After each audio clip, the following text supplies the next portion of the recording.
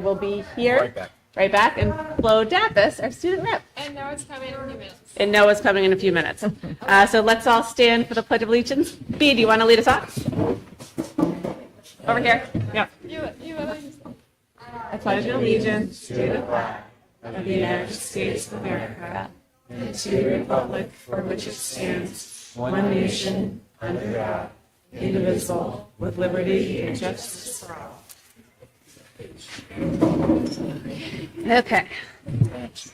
We have two sets of minutes tonight. One is for the, I'm finding the right minutes here, for the January 7th meeting, public hearing regarding the vehicle trust. Do I have a motion to approve the minutes? So moved. Second. All right, any discussion? All those in favor? Aye. Thank you. We also have the minutes for the January 7th minutes of the regular meeting. Do we have a motion to approve those? So moved. Second. Any discussion? Okay, all in favor? Aye. And last but not least, we have minutes for a non-public on January 7th. Do I have a motion to approve those? So moved. Second. Any discussion? Just want to make sure they're sealed. Yes, there's. Okay, Yep. great. Thank you. All those in favor? Aye. Okay, all three sets passed. Thank you so much. And thank you to Jody, who is not here, for being wonderful about getting those done. We are at the first section of public comment for the evening. If you would like to say anything, we would love to hear from you. Please come on up to the microphone. We ask that you state your name, address, and limit your comments to 3 minutes.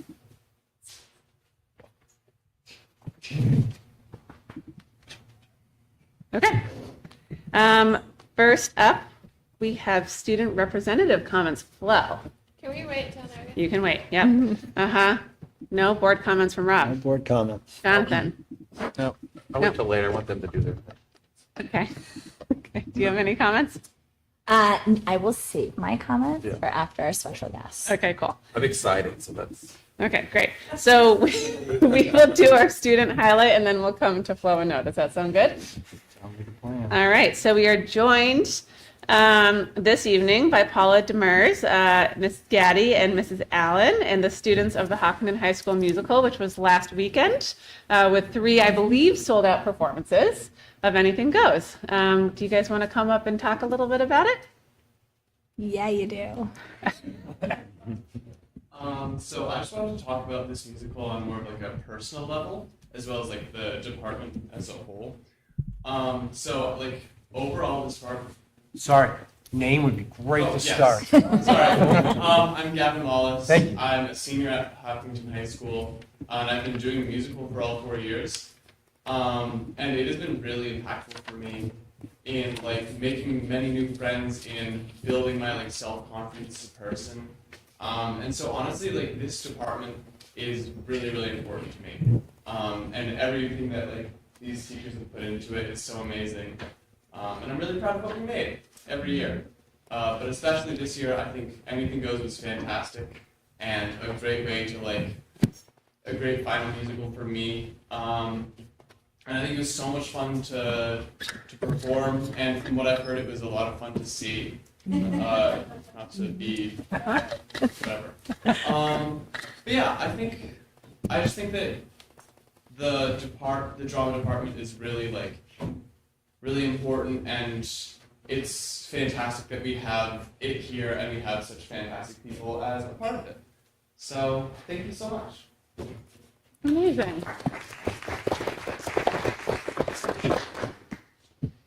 I brought my notes so I don't forget anything. All right, I'm Jillian Dunlap. I'm a sophomore at the high school. All right, so I'm going to talk more about the program as a whole rather than this year specifically or like Evan's personal experience. I just want to talk about how much this program does for students and like the people that it brings together. I think it brings a lot of different communities to get together through that. I think so. In a lot of shows, we bring younger students up. Like this year, we got to have the 8th graders in our production, which was a really special thing to have both 8th graders and simultaneously seniors on stage in such like a bonding experience. I remember auditioning when I was in middle school, and that's just always been a special practice to be able to have younger kids participating with older students, and just it's kind of a way to merge all the grades together. I spent a lot of time in the music department at school, so I get to see a lot of aspects of it coming together. So I got to see Miss Gabby working on putting the pit together, and that's really special to see a lot of community members and people from outside the community coming together to put on such a special production with all the high school students, all the teachers, and it just brings a lot of different demographics together. So we have a lot of different people within the school that wouldn't normally talk to each other that have such a special experience together within the musical. A lot of parents get involved through set building or costume design, all the things that make a musical special. And so it just brings all the different people together and helps build community. I think that's it. Yeah, it's just a really special thing. And theater programs as a whole are really important to a community, but I think this one especially brings people from within and outside together, and everybody really values it.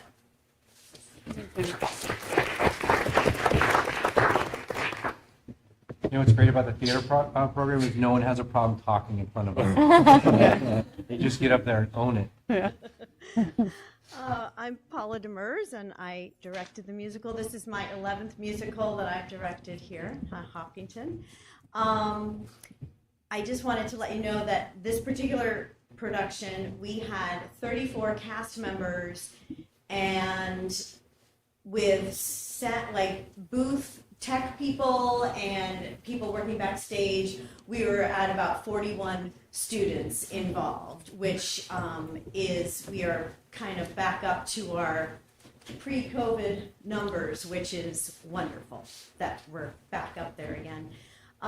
And this year particularly, we had several students who also play basketball, and the coaches were extremely accommodating to make it so these students can do both the musical and basketball. So I really appreciate the coaches' cooperation there, and it was a lot of give and take, but it worked out great. And besides the fact that the kids were totally exhausted, like Evan, for example, going from either practice to rehearsal or rehearsal to practice, they did it. They stuck it out, and I'm just so happy that they did. And I think they all had a great time with it.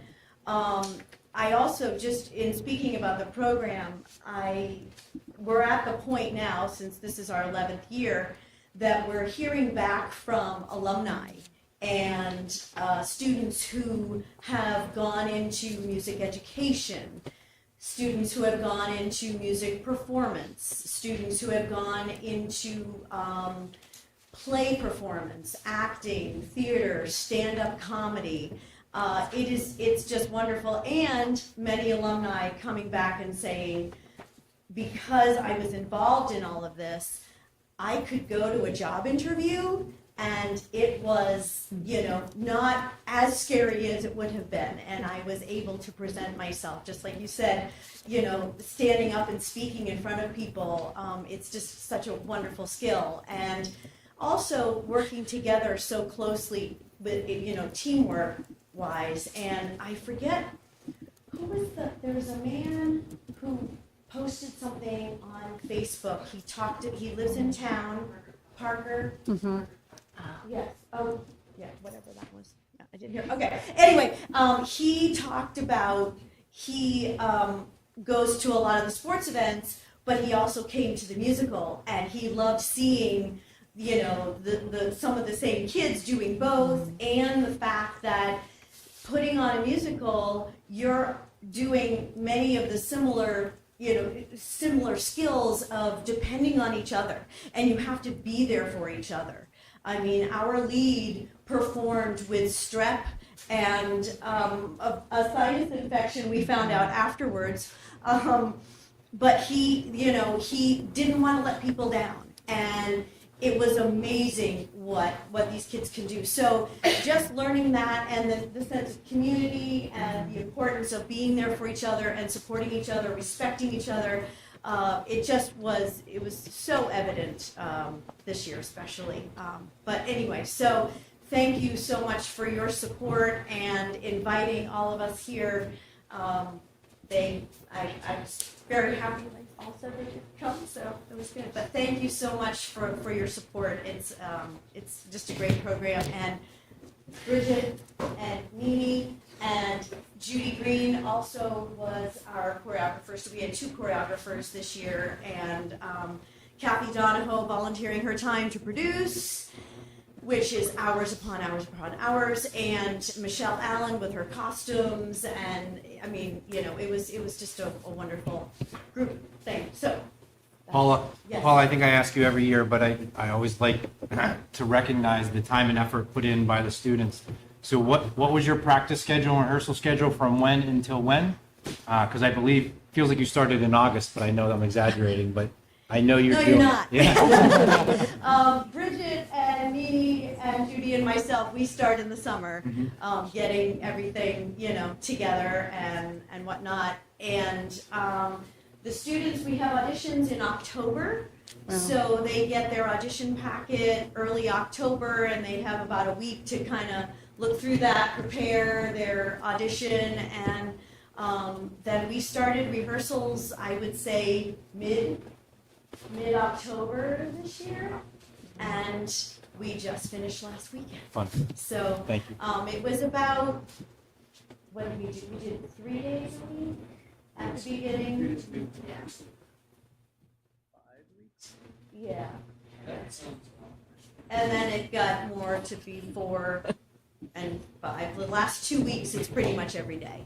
Awesome. Weekends as well. So, yeah, they put in a lot of time. They really, I commend them. Yeah. Any other Thank you questions so from the board? Oh, yeah. Paula, you're like a magician. You bring out the best. No, you bring out the best in all these kids, and I've said it every year. The energy, the promotion, just the collaboration that I see in them is just remarkable. They continue to smile, have fun, get ready, and promoting it. I see you guys on social media doing these little skits. It's like a little side thing you guys do, and it's funny because the bond that I'm hearing that our students that graduate coming back, still having roots in Hopkinton is just awesome. And I hope you realize bringing out the best in them, it really comes from you and Bridget, everyone that's helping with the production. So you guys really deserve a really big round of applause for that. So thank you so much for that. Really appreciate it. Well, and it kind of helps that the kids are just great kids, honestly. Yeah, they're really wonderful human beings.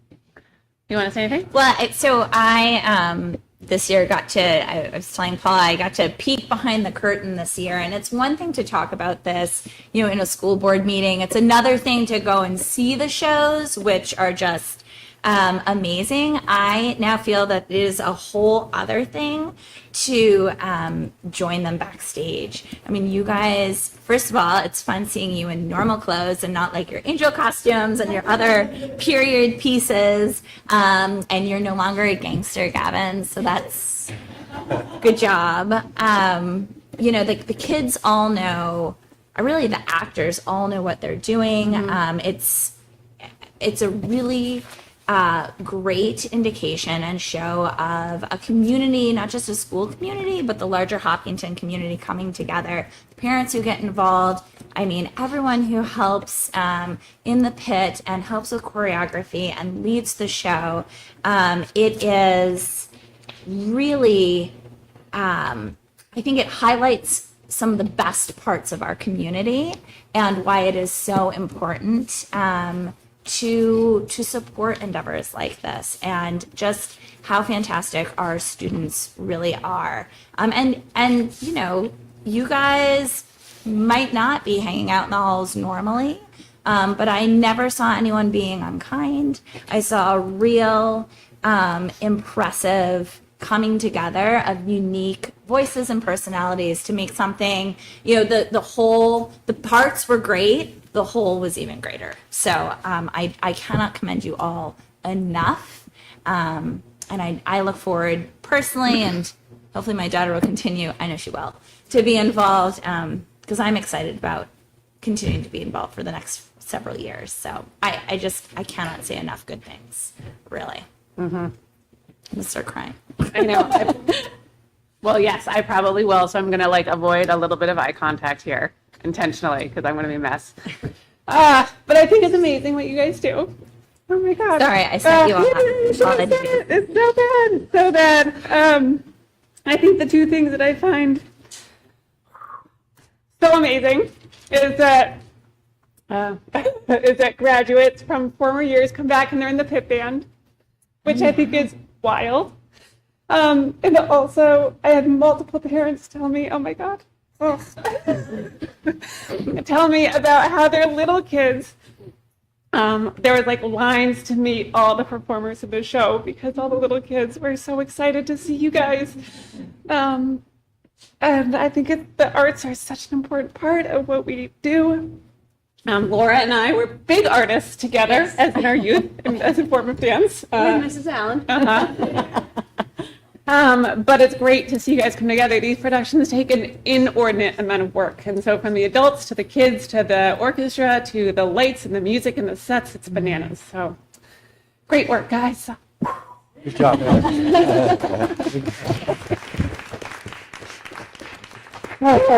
Killed it. I know. Anything else for the board? I'm really glad that the coaches are working with you guys. Yeah. That's Yeah. sort of been an ongoing, or it's been a tradition for many teams, and to see that keeping going, allowing kids to, follow their passions in different directions is super. So Yep. Great. Anyone else? I also want to congratulate them. They might be the first musical at our school to go viral because their Instagram page got 1 million views on one of their Wait, actually? Really? yeah, impressive. That's impressive. Wait, actually? Oh, I started to come out and it's like literally blew up. oh That's my amazing. gosh. I watched it 1,000,000 times. Going to be 1 million. I would actually believe that. I keep All right. How There'll many be 1,000,001 seniors? after the meeting. That's right. How many seniors were part of this year's performance? We know Gavin. 7? 9? Wow. And do we think any of you guys are going to be part of the arts as part of what you're doing after school in terms of theater, singing, or otherwise? I think so. Yeah? I think definitely, I think Connor's gonna go into musical, education and possibly performance. That's amazing. All right, cool. All right, great. Good luck. Thanks, guys. Can we take a picture with all of you performers? Thank you, guys. Can we take a photo? Sure. I'm like, okay. Do you want my phone? Your phone camera. Okay. Are you guys gonna get in? Or are you guys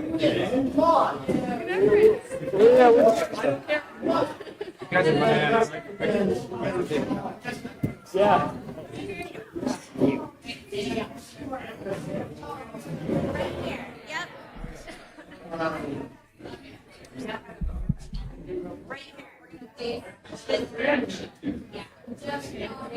Oh, I see. Oh, you're taking. Yeah, we're not part of it. That's not us. That's not us. Yes, you have to get it.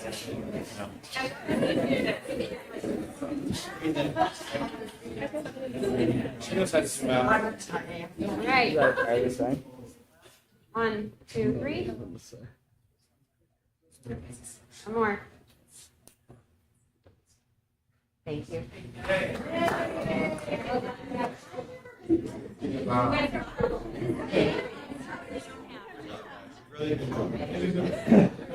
Oh, what account is that under? Thank you very much. What is it? It kind of goes along with the job, On right? Instagram. On Insta or Instagram? Same thing. Okay. Bill Belichick. HMHS. Not like bad. Got it. Good drone. Yep. All right. Here we go. I will go back to my regular scheduled face.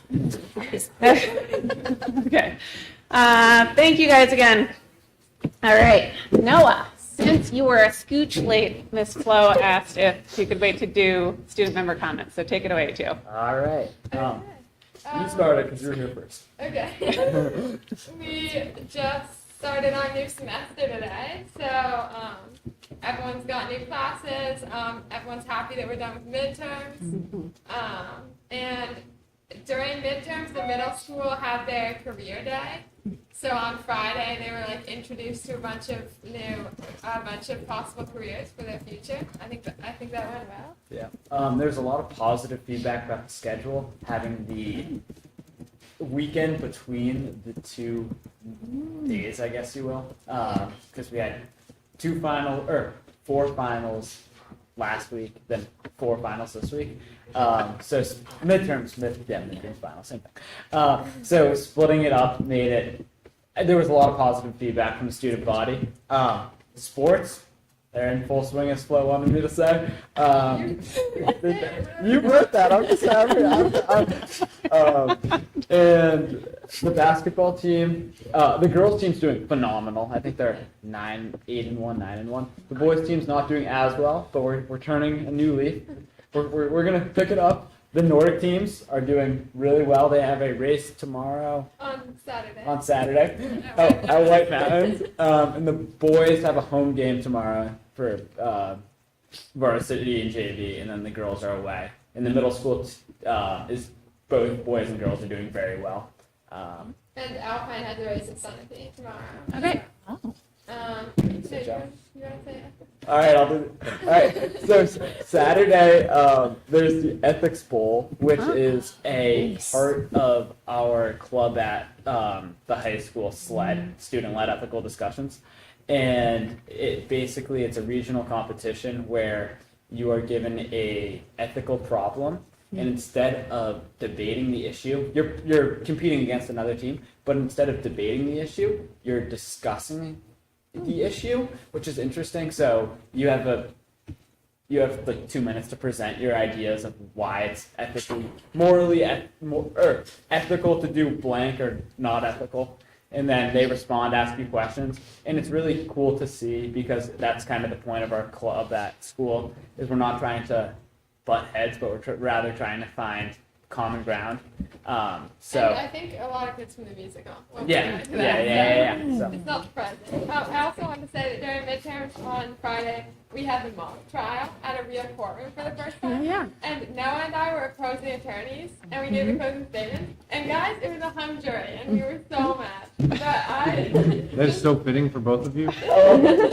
Yeah. I just want to say that Miss Intros did an awesome job, like, organizing, and then his dad was the judge, and it was just, like, such a cool experience for all of us to get to do that. And then also the Granite State Challenge competition was last weekend, but I'm not allowed to say what happened there, so you'll have to wait until the spring when they release it, but I will let you know about that. And then also we are having the Poetry Out Loud competition at our school next week, so Monday, cool. right? Yeah. We should go to the other school soon.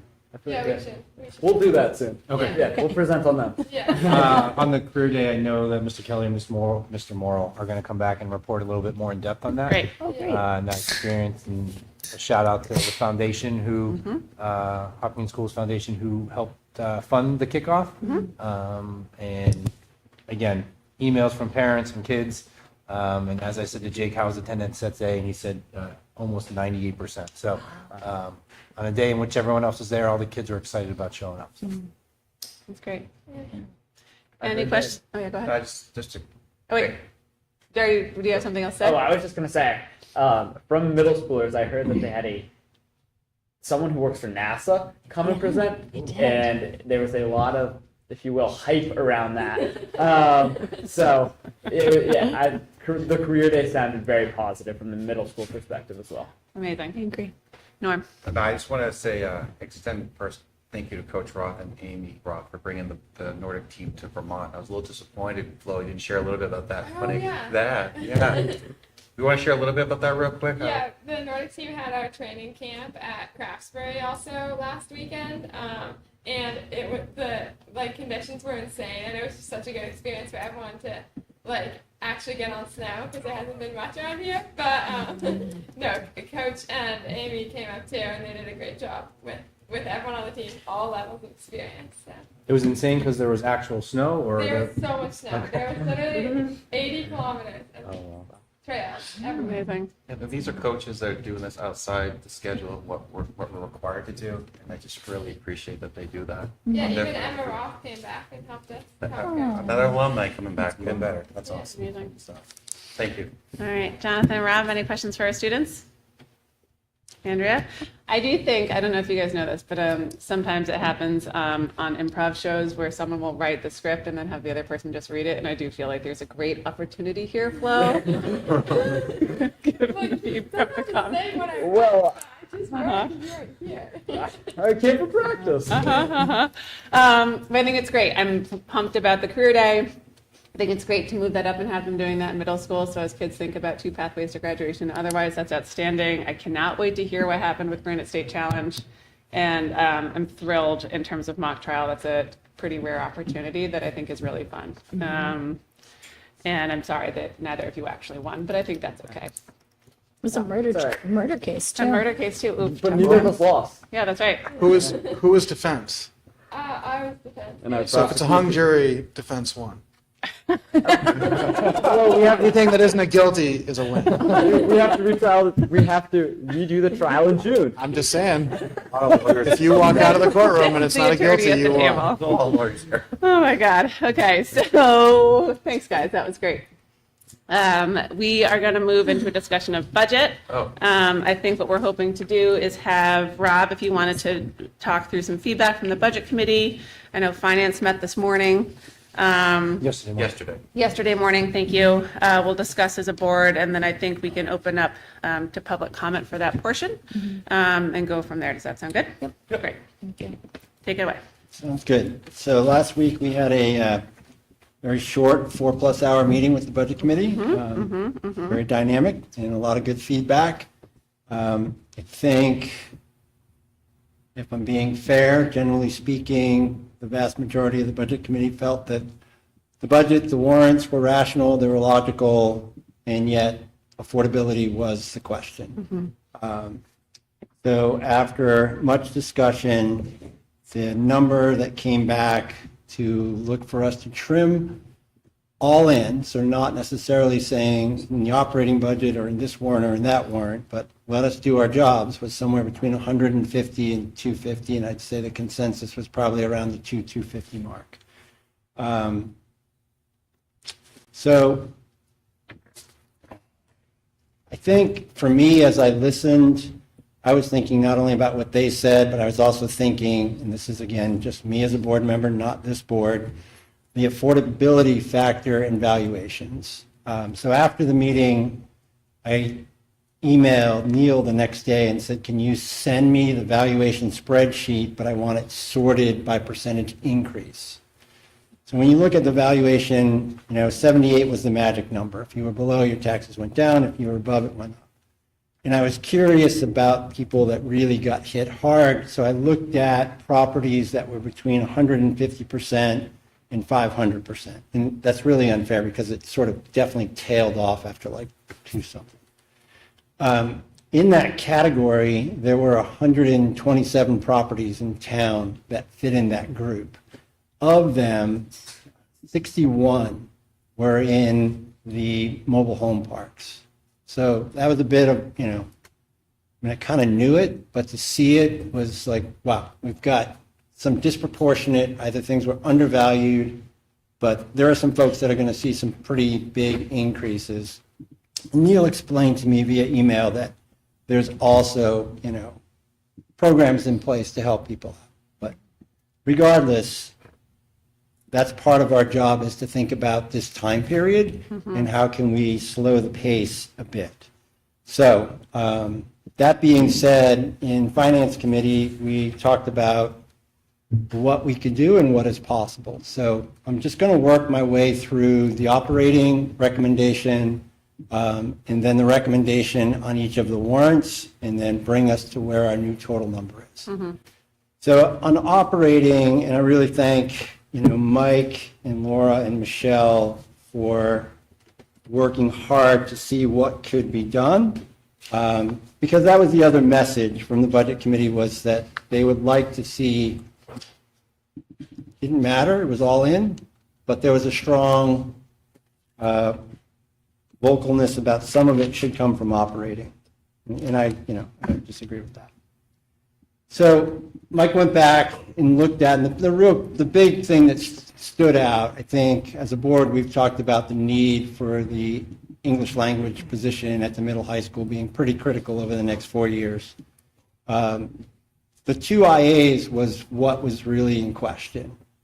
So rethinking about special education, some retirements that are going to happen, and some consolidation of positions, there's a savings there that could be had. So those 2 IA positions essentially come off, but opportunities to fund them if needed next year may be present. So that represents $133,104 in the operating budget. And that was the recommendation from the Finance Committee, that we should reduce that operating budget by that amount. What was that number again? 133,104. 104, yeah. Then we move to the CIP. So our initial ask and the recommendation from the CIP committee was for 425, remembering that we had asked for, from taxation, 150,000 last year. So the increase to the tax rate would have been 270. My personal position on this going into finance was that I agree with the 425. I do not agree with the progression. I think that, with anybody who does teacup savings in their personal lives, you save a little bit at a time, and we ask for tax money a little bit more at a time. So we asked for 150 last year. To jump that up to an ask of 275, I thought was too much. We discussed that in finance, and the recommendation coming out of that is that the CIP ask would be 350,000, not 425. So that reduces the CIP, or the all-in number, by another 75,000. Okay. The CIP is obviously critical, and I think we can get there, but I think we can get there in another year. And I'm hoping I'm representing the comments of the Finance Committee, not just myself. Special ed was another one. So this was, those unanticipated students, and also a reaction to having to use that special ed trust for the first time in a long time, withdrawing $225,000 very recently. But again, the ask was for 225. It was rational and logical, but it's not necessarily affordable. So a progression, again, would make more sense. Let's put some money in there, and hopefully we don't have that anomaly again next year. And if it's in the tax rate that stays at that mark, we can build that fund back up. So the original 225 ask comes down to 100,000. So that's another 125 off the total.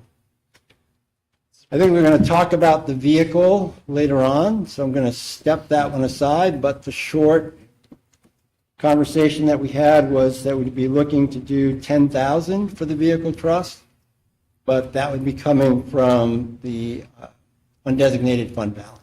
There's no impact on the tax. And then the last one was our tech trust, which was $30,000 ask, and with a similar sort of mindset that relatively small number, we can do some of that from the fund balance, and we can do some of that through taxation. So we'd be asking for 15,000 through taxation and doing 15,000 from the fund balance. So whilst the budget committee asked us to look at 250,000 as the number, the finance committee is coming forward reducing it by 358,104. And, we have to make choices. And I go back to those valuations, and I actually looked up the property of the woman that took care of our kids when we first moved here. And she was, I don't want to steal your thunder and cry here, but she was awesome.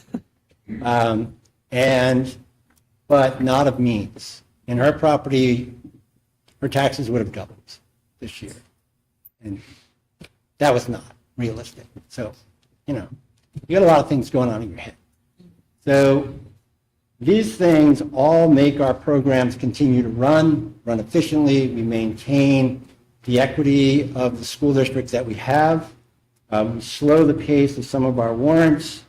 We certainly meet the needs of the Budget Committee's request. And I hope that people in the community see that we're trying to contain things where we are. There's still an increase. That's not going to go away. But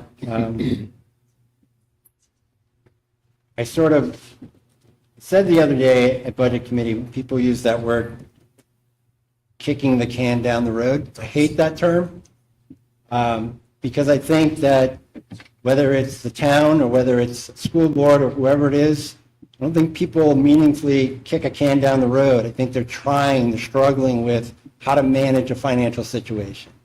And, these recommendations from the Finance Committee are trying to do that. And hopefully it's something that people will recognize that it's, with good intent for all parties that we're trying to serve. Open to questions. Thank you. Can I just ask Rob, because I listened to the Budget Committee, am I correct? There was some people on the Budget Committee that supported the budget as presented. Correct. There were some people that talked about 150, and then I think 225, and then 250. Correct. So there wasn't consensus for 250 or 200, right? Like there was a variety there. Is my recollection of how budget came in. There was a range. My gut instinct, reading the room, that 200 to 250 was more the consensus than the other side. And if I'm being honest, and this again is just me inferring what was going on in the room, I think at one point I said, guys, you look really glum. I mean, it was like a wake, And I think in the last 5 years I've learned in this job, it's a job. Like, just lay it out there, say it. We're all neighbors, we'll figure it out. But I think that in some ways, in the back of a lot of folks' heads, they knew the number, arguably was closer to the 250 than, but I mean, saying that's hard. Right. I mean, I appreciate that's how you read the room, but in listening to the meeting, there was different positions that I heard from the members of the Budget Committee, and I did not hear consensus for 250. So I just want to make sure that. And again, I will So reiterate, this is my influence. read in the room was the consensus was between 200 and 250. Yeah, Right. yeah, and that I get. Yeah. Well, first off, I'm going to say you did a great job with the Budget Committee. Sitting there for 4.5 hours, I think you broke my record. And I think you did a great job articulating each specific warrant in our operating budget. I think you did a great job. And I was really happy that you spoke to your opening statement in regards to the teacher's contract. I want to go on the record saying I appreciate you saying what, with regards to your integrity. I really, really appreciated that. I was there for 4.5 hours. I'll always support you, Rob. And to me, I felt the Budget Committee was all over the place with a reduction where they wanted to be. I do believe if I was in your seat, I would have felt the same way, between 200 and 250. But I was a little disheartened that they didn't tell us necessarily where they were looking for. I was taken back with one member saying we shouldn't hire an English teacher. That's not his job to tell us that, because we're required a lot to hire a teacher for that grade because the class size is too big. Make that very clear. Essentially, you came down asking for a number, and they mentioned all in, so it's 252. What I'm looking for from the board is, if we agree to a reduction, what is the impact to our students if there's a reduction potentially on the floor? Because we're already at a point where there's changes significantly in our district with this reduction to a point. But if we're going lower to this, what impact does it have on our students? That's the question I have for the board. And I think we can address that once we get through the public hearing and we know where our number lands. And then if actions do come from the floor, I think that's our responsibility to know what our response will be. I mean, I've been to enough school district meetings to know that when that question comes, sometimes there's ambivalence, and I don't want to be a part of a board that's ambivalent about it. This is the number, this is what we'll do. And then then you execute that. Yeah. You know, I'm doing a lot of straight shooting tonight. There's been a lot of folks who say, you know, you're playing games with this. You throw something out on the table to scare people to come and vote. Whether that's true or not true, it's just important for the board to articulate, if this is what happens at school district meeting, this is what we're going to do, Yep. and then do that. That's simple. But the board should also know that we don't need to have the support. You know, everyone has their own opinion. Yep. And it's open in numbers to start the meeting. So it's important that we're not going to make everybody happy. We surely don't do that in Hopkinton. So look for our best budget possible. So to your point, Rob, when I jotted down notes about everything that you recommended, and I think the first thing that sticks out to me is the reduction of the 2 IA positions. And, you know, I'm on the board with you for all of these years, and we have had to make reductions. And from the outset, it might not seem like anything has changed in the schools. But I was talking to parents who have kindergarten students now. My kids were in kindergarten. Every kindergarten class had a teacher and an IA, every single one. And if you had a kid who had an additional need, you might have 2 IAs. We don't have that in our school district anymore. Like I want people to understand that these changes are already happening. For folks who have moved back to town, which is wonderful, their children may not be getting the same Hopkinton education that they got as kids. And it's not because we don't want it. It's because of the financial realities. So the 2 IA positions in particular, I know we have struggled with filling these positions. That one is really hard for me. Removing those positions, I think that aside from the increased special education needs that we have been having both in Hopkinton and statewide, I think our IAs are they're so important because they can help us maintain kids within our district so that we do not have to do costly outplacements where we are receiving less funding from the state. So, you know, I definitely hear what you're saying. You know, I just, it has an impact. Can I just add to that? So Absolutely. my understanding is, to be clear, right now we have 3 unfilled IA positions. Yeah. So how those perhaps could be reassigned, and that's going to leave a gap somewhere, no question, right? It's going to. But can they be reassigned to Harold Martin School? They could be, right? That is part of the superintendent's job. Can I, and I just want to make sure I'm on record in saying unfilled doesn't mean unfilled because we want them to be unfilled. Okay, they're unfilled because we don't have applicants, we don't have qualified people, so they're unfilled for those reasons, not because it's not needed. So when we had this discussion, we really wrestled around with, yeah, they're unfilled, but there's a need. However, when students graduate, or maybe they are testing out of IEPs, there are things on the horizon that we felt comfortable with saying, okay, we'll give this a shot by not embedding these 2 positions in. And it's what I alluded to when we were reducing the directive curriculum. I said, I'm going to take those monies and use case coordinator, and if I hire appropriately, which we've been doing, we'll be able to allocate the funds. So that's why, and I'll take what the chair said at the budget committee, you know, doing more with the same, and that's what we're doing here. So we're still going to figure it out. Reducing the 2 IAs from the line does not mean we're reducing the 2 IAs. And if that wasn't clear, again, through retirement, some consolidation of other, staff, those things are still possible. We just don't necessarily need, and that's kudos to Mike and Laura and to that group and Mandy, I'm sure, being involved, saying, okay, we've got to take some action here, and how best can we do that? So appreciate the creativity and the thought that went into it. I don't know if you want to go, or I just have a couple thoughts. No, go ahead, I'll go first, yeah.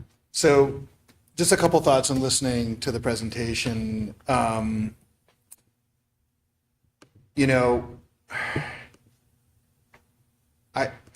Just in going back to sort of, I mean, I feel like having been on the budget committee side of this, it's somber. It's somber every single year because this state has a regressive tax system, doesn't fund its education, and they're always pitting vulnerable people against vulnerable people when we make our budget. And I'm always sympathetic to people on fixed budgets, people of limited means in our community, on the one side, and on the other side, when we talk about the IAs and special ed, I am also sympathetic to students that have additional needs because they don't have a strong voice. And so if we underfund their education, then, you know, I feel like we're always, when we make these budgets, pitted against these two groups. And of course, the stress that it puts on teachers and the stress that it puts on other students in the classrooms that don't have enough staff to help everybody get their needs. So it is a somber task in a state that doesn't fund education properly. Because I also, you know, these IAs are important, and the special ed trust is important because we know that the need for special ed is going up, and the cost is going up, and the funding's going down. So these are difficult. It's difficult times every year, I feel like. That's a general comment. It's not super helpful, but it's like what I'm thinking about. And the other thing that I'm thinking about is the CIP. And totally get it in terms of like incremental, but I also, like, when I first came onto the budget committee was the year after they voted down the bond. And the amount of acrimony in this town at that time was crazy. And how did we get there? We got there by deferring maintenance instead of kicking the can down the road. Can we say it that way? Can't say it. Sorry. But You can say it, I'm just not listening. That's all. But we got there by not sort of planning and budgeting for the facilities and letting them get into further and further disrepair. And it's the same place the town finds itself on the roads. And it's why we had spent so much time talking about the CIP and the importance of the CIP. And it's so frustrating to me to see a CIP that hasn't been, in my opinion, adequately funded yet. So these are things that we can not take 75K out, but it's not, those needs are not going to go away, and the cost is going to go up for us in the long term. And so it's just, these are just things that are in my mind, and these are things we have to struggle with. I'm not saying I necessarily, you know, I was kind of going through and thinking about where could I, you know, making my list of like, what could we cut? And I came in a little bit less than what you're talking about. You know, I was thinking, well, one IA instead of two IAs. I had the I want same. to go back to the IA thing. Yeah. This does not mean that we're not going to be able to hire those two IAs. This does not mean that. Maybe I'm not crystal clear enough. Retirement, consolidation, we now recognize the opportunity to have funds to pay for this without it being a line in the budget. So I don't understand why this is a problem to reduce that number. I do not. Okay? If that, and this is an organic process, right? If we had known this back in October, it wouldn't be there as an ask. So we know it now, so it comes off as an ask. So let's not make that into something that it's not. We're not saying we're going to reduce. We're saying we have the funds to do it without having it being an additional $133,000 in our budget. There's a lot that can happen between now and Well, as far as still at my so can I, it's okay. Can I just talk for a second? So, thank you. It's okay. It's okay. Okay, so I think building off of what everyone's talking about, I think there's three things that stand out to me. One, we have a crap lineup this year from a budget perspective, right? Like, the town, as you said, Rob, got revaled, and some people are below the 78% number, and that means that half of the people are above the 78% number, which means that half the people in Hopkinton and Kentucky are going to see their tax bills rise. That is hard, point one. Point two is, even though we have been doing the work as a school board and as finance and budget and everything else to drive home better and increased efficiency practices, better hiring, all of these things we've been talking about, your printer contract, Another $3,000. all the things. We have a reduced operational expense. However, we have an increase of $777,000 for special ed. That sucks. Those are kids that we have to take care of as a community. We will take care of, and we will provide those benefits. But that is point two on top of that. Point three is we also have 2 contracts that we're negotiating. And we as a board owe it to the community and to the teachers to negotiate a fair, beneficial contract where everyone leaves a little bit of their heart on the negotiating table. And this year, one of the biggest things we were trying to accomplish was a massive change in the way that we approach healthcare as a district and getting that share from $793 to $85.15, in addition to offering lower cost plans. That said, there are still costs to those contracts. So those 3 things, reval, 77 special ed contracts, means that it is a whammy of a year. I think if anyone talked to me on Thursday, after the budget committee meeting, I had what Mike would call a lot of feelings, because I am proud of the work that this board does, and I think that we operate within, I think, pretty specific financial parameters where we do look at every single line item. We do work really hard to get our numbers down.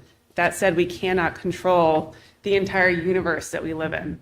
And so when you look at other districts, right, Warner is part of a regional school district, Sutton's part of a regional school district, those 2 towns in those regions have higher taxes than we do, right? So in Hopkinton, we can't solve the problem that we're facing. All of that said, I grew up in town. I think about Doris Kyer. Oh.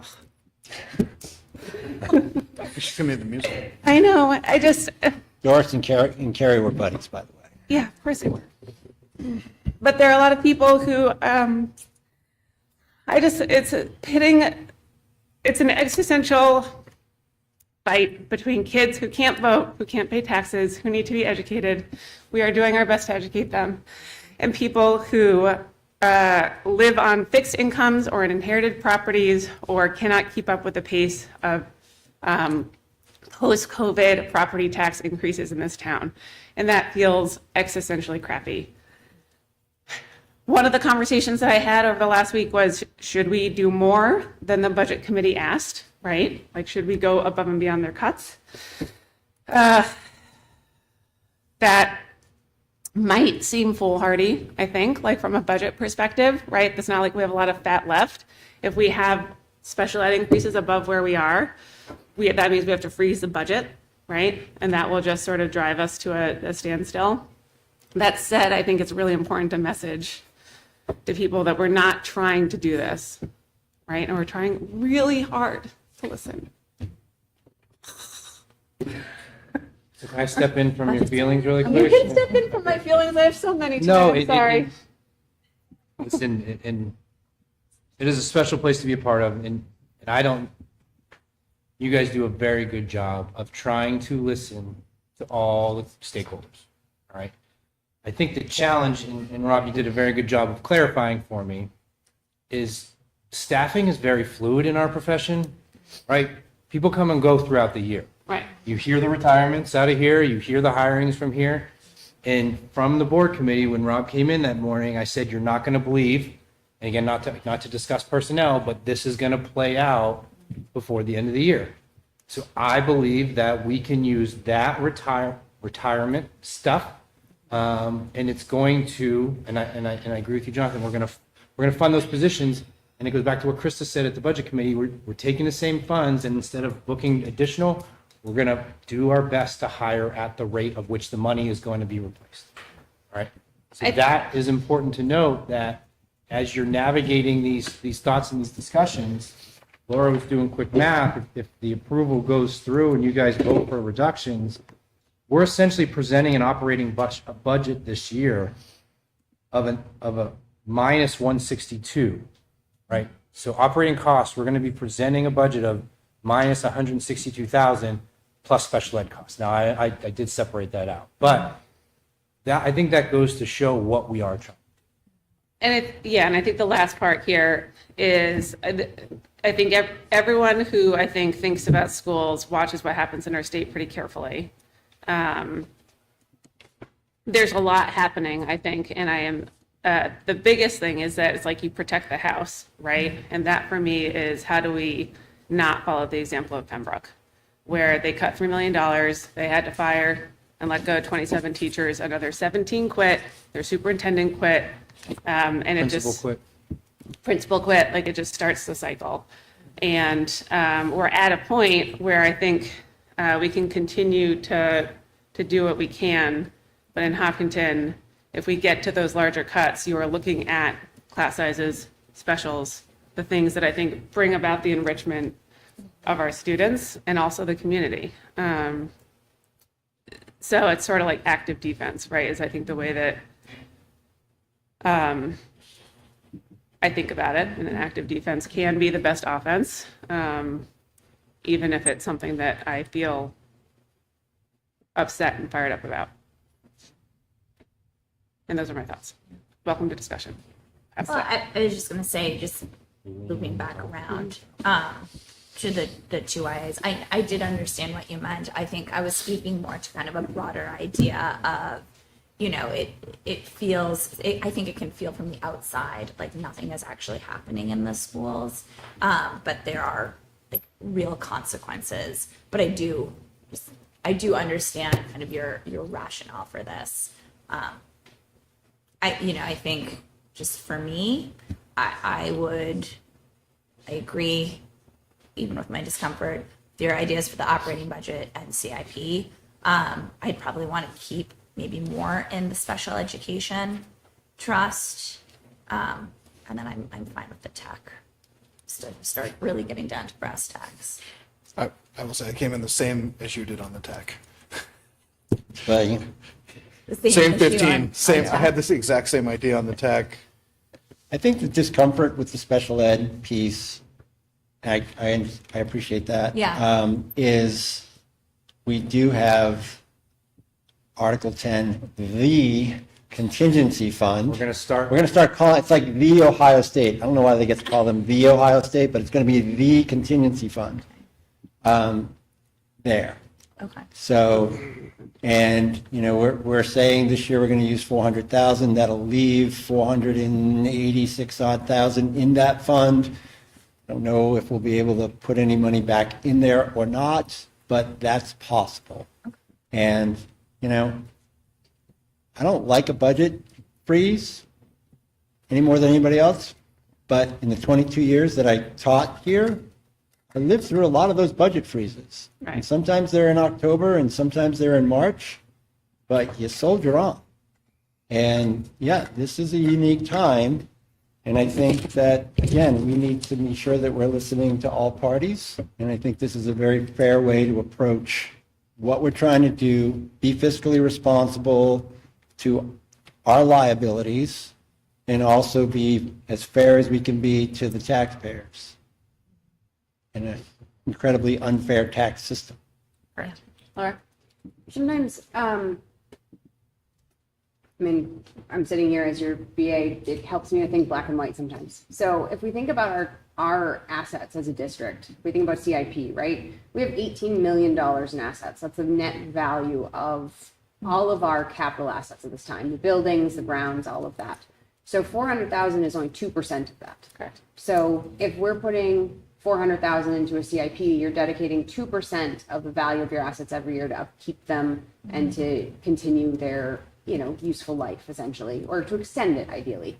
So sometimes it's easier to keep Right. that in mind, but it's only 2% of the value of our assets. Right, and Primex recommends a significantly higher percentage. Right. I think the other part that's hard, that's worth noting, is that, like, I do think that we have been trying to save up for these higher cost expenses to help budget appropriately and to minimize swings, but I do think that in a crappy triple whammy year, being able to do a slower ramp is a sensible thing to do.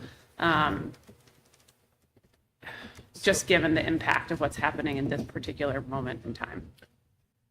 And I will say, I mean, I ultimately, you know, I mean, we've had, I ultimately agree that if we are going to look at a place to try to carve out some money to be responsive, that is a place that logically look. What place, John? The CIP, what we're talking. Okay. So that's I just hate it, and it will be next year, and it will be the year after that, and it's not a reason not to do it. It isn't. I just hate to get back there where we got to put a big bond.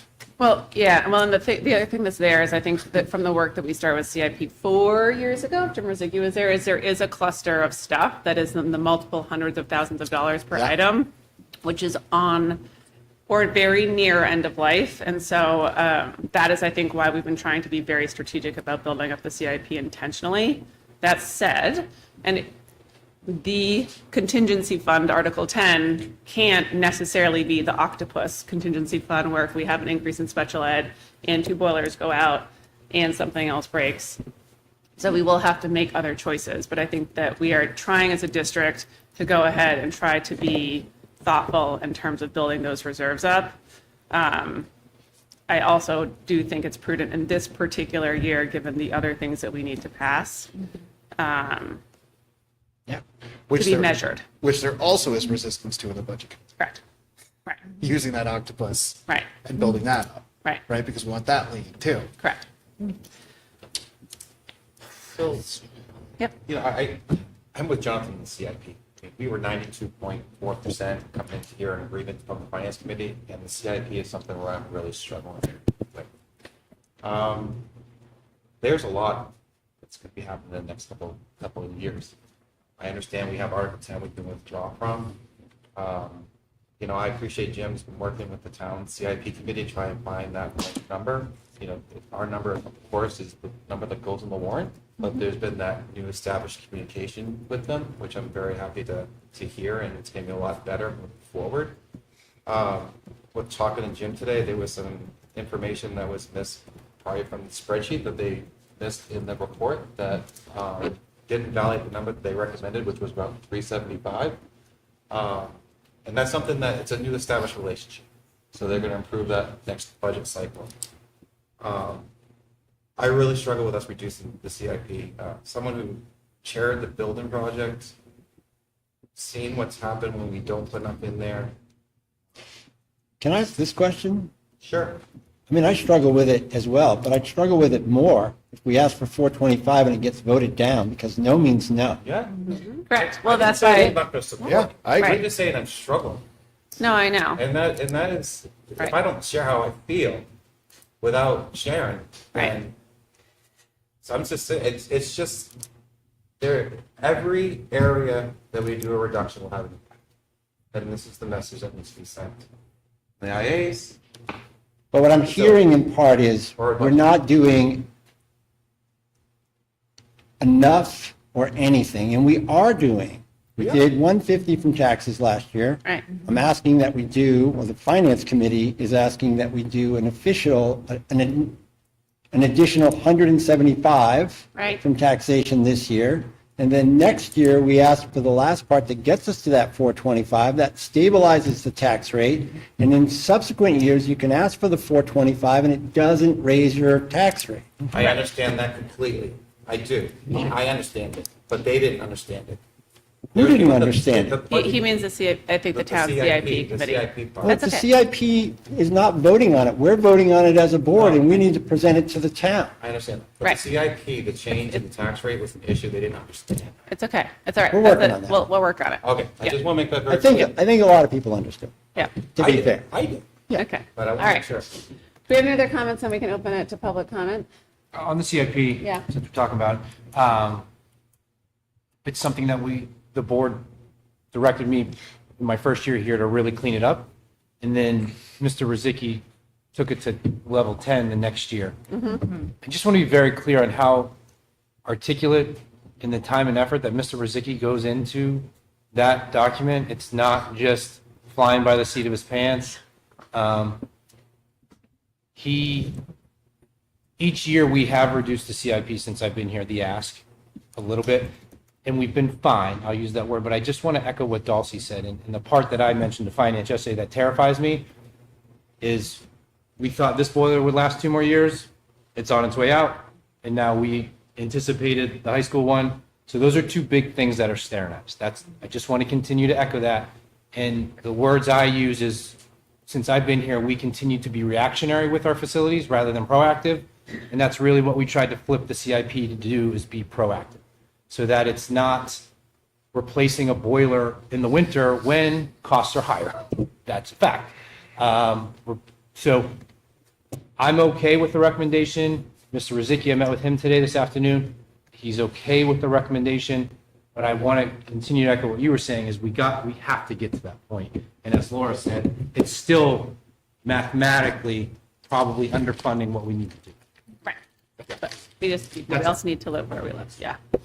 Okay, public comment? Yeah. Okay, we're going to open up to public comment. If you want to come up, name, address, and keep your comments to 3 minutes, please. If you'd like to come up. Yeah. Hi, Erin Vandenborg, 1017 Broad Cove Road. So I've been following the recent budget committee meetings. I had a chance to hear Mr. Nato's really thoughtful presentation of the school budget the other night and the discussion that ensued. I came tonight because I want to express my support for the budget as it was originally presented. I understand that some, but not all, of the members of the budget committee asked that the school board make further cuts. But I think it's already a really conservative budget, and I think further cuts are going to be harmful not just to our kids, but to all town taxpayers. Cutting the operating budget means eliminating positions and programs. I have 2 kids at Maple Street, and I know that they're already making do with less than they need and less than they deserve. Cutting the other warrant article items, like funding reserves for facilities maintenance, just means that we could end up with bigger, more expensive projects down the line. We've covered all of this ground already, I know. That's a burden that all taxpayers are going to have to bear, and I don't think either option is responsible. I also think it's worth pointing out that there's a lot of talk about pitting people with limited means against young kids in school who need extra support. Those aren't entirely distinct groups of people. Some of them are the same people. In short, I think the proposed budget was conservatively crafted. I really appreciate everyone's thought and care that went into creating it, and I hope this board will stand behind it.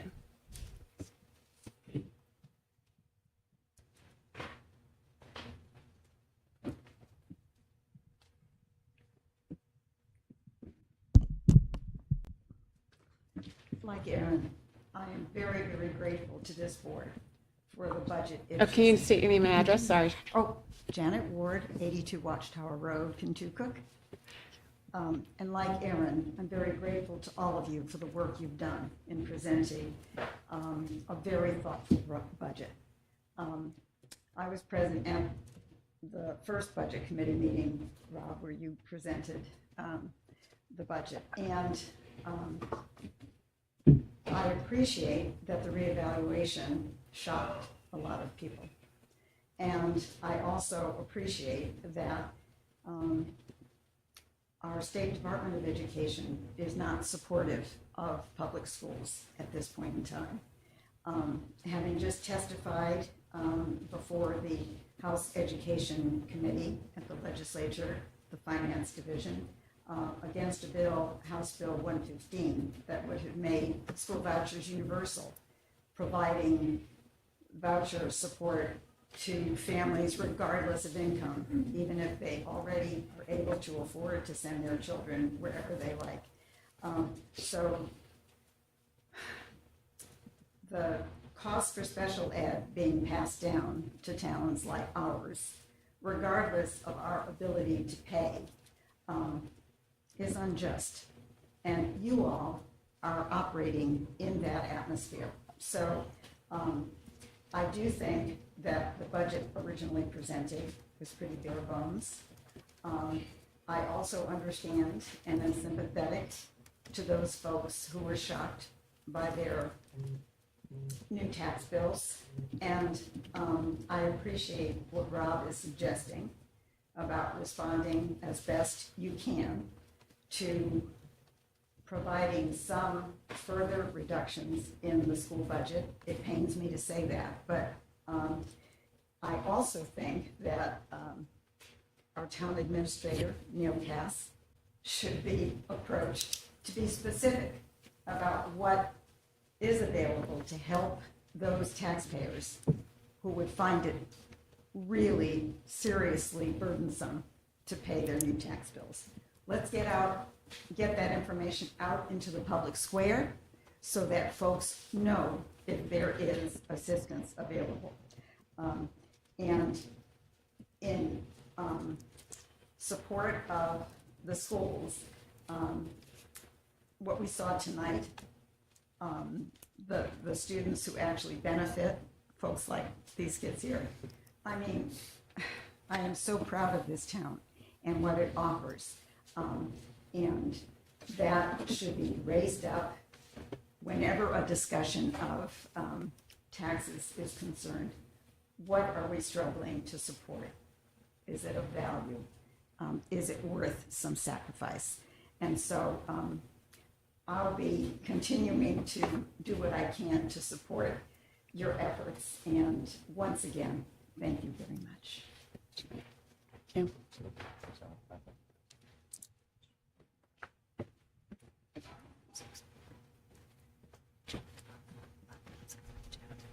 Sarah Matson, Dustin, 517 Dustin Road. Thank you all for this great discussion. It's really inspiring to, it's just so plainly evident on all of your faces how much you care about all of this. So thank you not only for your time, but for the deep reservoir of caring that you're all showing. I thought it was really gratifying at the Budget Committee that although people had a variety of opinions about where the number ought to land, it was abundantly clear that no one thinks that there is frivolous spending or waste in this budget.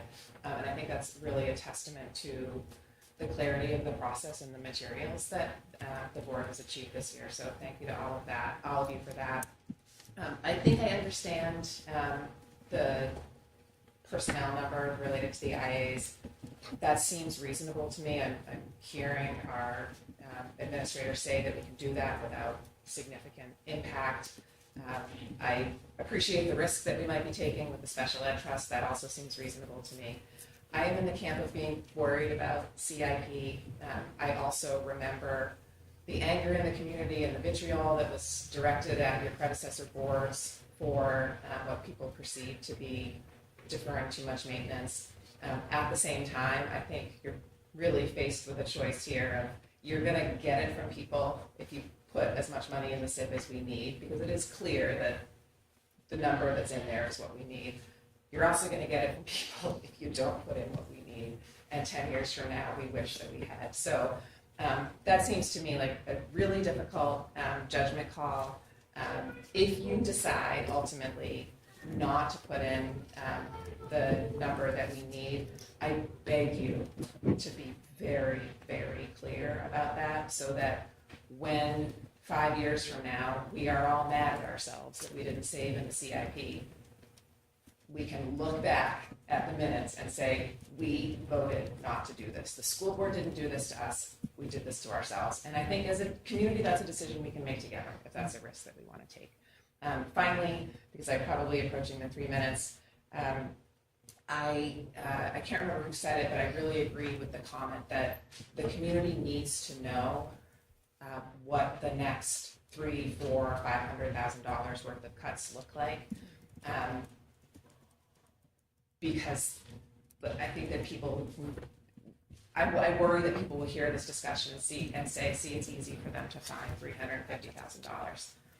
But we know if we're looking at another 350, 500, the only way you can get there is through wholesale elimination of positions or wholesale elimination of things like athletics and the arts program that brought us all to tears tonight. So people need to know that it's not grandstanding.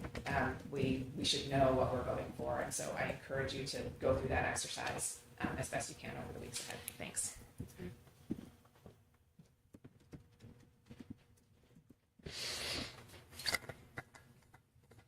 Christopher Gross, 76 Checkerberry Lane. I think it's great that we're proposing this cut. We're talking about 1% though. We're talking about a $30 million budget. And we're struggling with finding 1%. And I know we're lean, but there is nothing conservative about a $30 million budget in a school district with 1,000 kids. Nothing. I don't envy the job that you guys have. I recognize how difficult it is.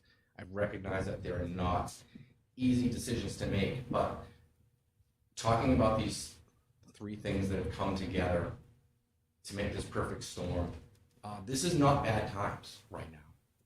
Bad times is when the market crashes and the tax base is gone, and we still have a $30 million budget.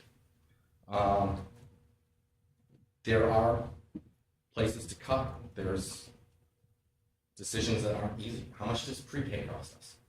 Do you know, Mark? I do somewhere. $1.5 million?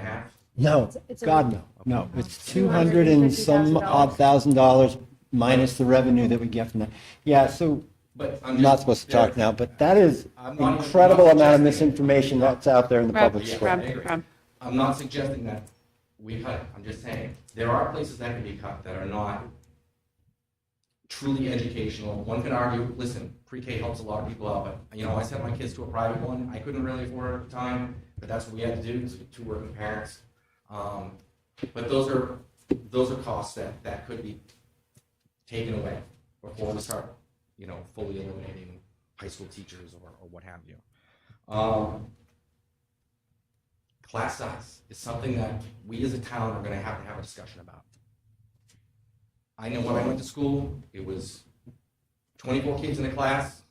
We all somehow made it through. We figured it out. We got good education. But class size is going to be an issue going forward. I recognize the work you've done and the cuts that you've made, and I recognize the situation we're in is a very difficult situation. And I support the schools. I got 3 kids in the schools. But we've got to start looking at the bigger picture, because the truth is, I hear a lot of, well, what impact is this going to have on the kids? What impact is it going to have on the taxpayers? There's a reckoning that's coming. I hear it from other people. That change has to come. This is not sustainable. My property taxes in the 10 years I've been here went from $7,800 to $14,000. And that is not sustainable taxation. If you're the state, you have a set revenue that comes in. That's your budget. Your budget is what the revenue that comes in. We're in a unique situation where you have a budget. Well, we don't have enough of the budget.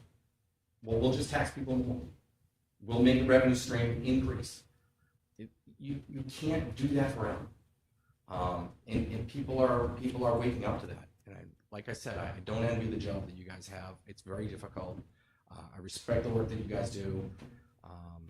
And I want to support the schools, but we're reaching a critical mass. Thanks, guys. To clarify, we are a $27.6 million budget without the cuts that are proposed. I'm sorry, I was rounding up. I don't appreciate it. Any other comments?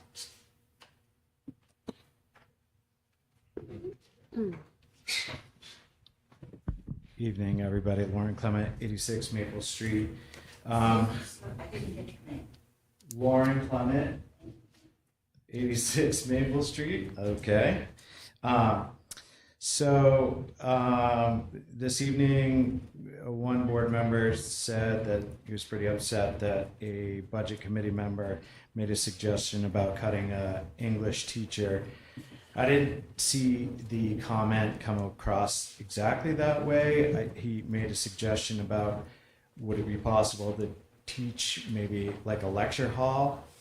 And I don't know if that would be a great idea for a 9th grade class, but I thought it was an interesting concept to maybe do that for upperclassmen if you could teach more than 20 students and pop them into the auditorium and teach as a way of trying to reduce the overall staff expense up there. We heard today that this year is a whammy of a budget year, but to me, the last 5 years have been whammies. We've gone up nearly $9 million in 5 years. So we've hit whammies after whammies. I agree with the CIP situation here that it's been underfunded. We've discussed that time and time again, and really getting to actual funding it is going to be a pretty high number. I think we're underestimating even with the proposals you guys have put forward, but we also need to recognize that we did get the bond through, and we're now shouldering that burden of payment for the past and trying to come out and fund for the future, and that's impactful on taxpayers. It's a lot to shoulder, and we haven't had any breathing room from when that bond came in and funding this CIP. The superintendent just said that through early retirement and shuffling some people around, we could still hire these 2 IA positions. Well, that wasn't suggested in the beginning of the process before they were added into the budget. And it also sounded like we still have 3 IA positions available. So if you add 2 more to that, you now have, you're budgeting for 5 IAs that you don't have any candidates for. So there's quite a bit of surplus sitting there in the operating budget available to do whatever you choose to do with, because ultimately the budget's a bottom line budget. We can ask to remove a white elephant out of this and a purple orange out of that. The superintendent's in charge of allocating those funds wherever he wants and can shuffle it around. We know that. Another talking point is that the state underfunds. We hear this year after year after year. I think I've heard it for 10 years. They cut back on the pensions. Now it's special ed. It is reality. We need to live in reality. If your boss cuts back your paycheck or you don't have work, you have to live within those means. We need to stop pointing over at the state and recognize that that's the reality we live in. Unless some miraculous change happens, which I can't foresee it, we need to budget accordingly. We can't keep blaming the state. We need to budget accordingly. So, those are my comments.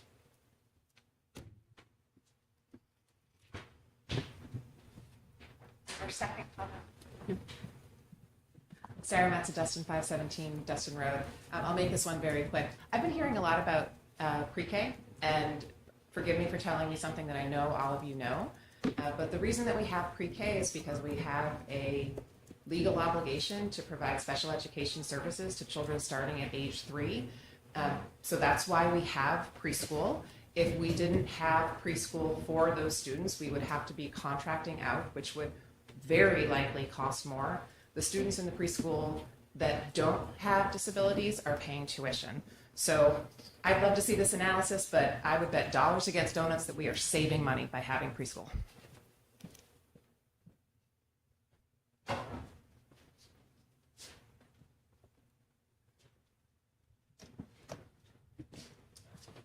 Dave Lambert, 305 Galloping Hill.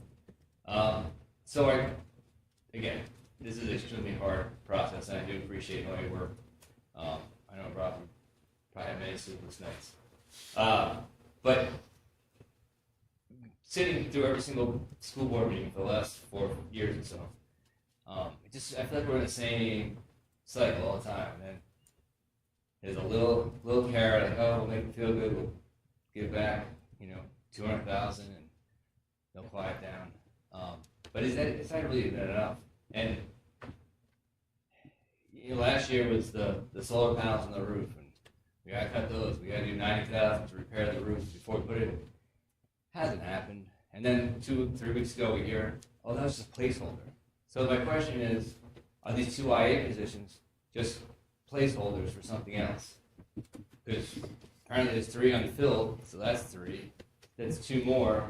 And we don't fill them, but we got into the budget. We're good. Class size, that was 3 years ago.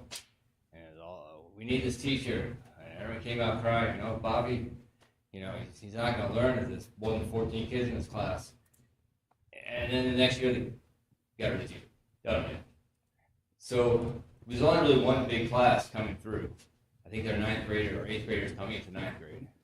All right, so that's 4 years. We got to shuffle around 1 or 2 teachers. I work in a much larger district that's considerably poorer. is a tremendous homeless rate. I can't tell you how many of my students I feed and I help out on a daily basis. I bought them shoes. We're like in Hollywood here. So in comparison, I teach woodworking. I'm a tech ed. I've had 25, 26 kids in a wood shop class. I know the English classes have 30. Is it hard? Yes. Could it be done for 2 years? I mean, our second and third grade class has, 50 kids in it? So you're going to have to, if you hire more, you're going to be cutting them in a year or two anyway. So it just seems like we go through the same up and down phase. Like, we need this, we need this, we need this. And then everyone comes out, Bobby's not going to play soccer this year. They're going to say we're going to cut soccer. But what if Bobby doesn't have a home to go home to? Because the taxes went up, and now he's homeless. He can't eat. A good chunk of our students in my district, the only meal they get is lunch. That's it. So, and that's free, fortunately for them, because then they can eat. But I don't know. It just seems like there's so much in here that we're so worried about. Bobby and Susie, you're going to have 16 kids in their class. How are they going to possibly learn? If you want to learn how to cut a budget and really go on your means, come down to Manchester, and you'll see how to make do with less. It's amazing what they do. I mean, I bring in trees from my woods. You're at so time, kids can do Dave. projects. I know, 3 minutes. You want me to shut up? I get it.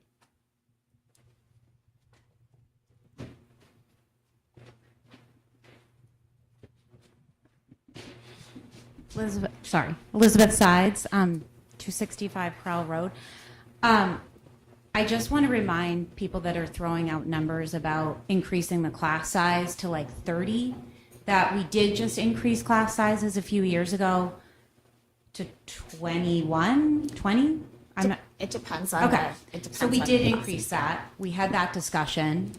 What was thrown out there at the budget committee meeting by a member was talking about it. I would be upset if it wasn't my kid's grade for a rising ninth grader, that it's no big deal to send like 60 kids to an auditorium in ninth grade in a public school, because they're going to see that at UNH in a few years, and it's no different than being in a small classroom in Hopkinton with like 20. That's a big difference, and that's not why we live here, and I don't want that.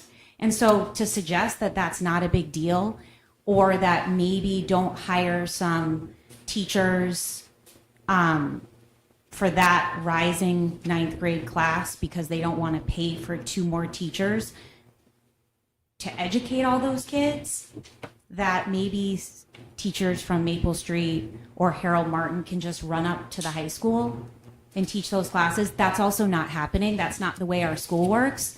I'm not sure if people don't understand that elementary school kids and high school kids and middle school kids, their teachers are busy all day long. They don't have time to run up to another building to teach a class for ninth graders. So I think that a lot of things are thrown out lately that I've heard, like that pre-K is $1.5 million. It's not. And that our budget is $30 million. It's not. And if people keep making claims like that, then people start to believe it. And so I'm glad that people correct people when they're wrong. I love being corrected when I'm wrong. And I made a statement at the budget committee meeting that, the only one of my kids, I have 3 kids, the only one that has a Chromebook is the 8th grader, and that goes home with him every day. That doesn't mean that my other kids don't have access to iPads or Chromebooks at school. So I was speaking out at the budget committee meeting because a statement was said that kindergartners all have Chromebooks. So I think it's really important that we correct incorrect statements. Thank you. And thank you for all that you do.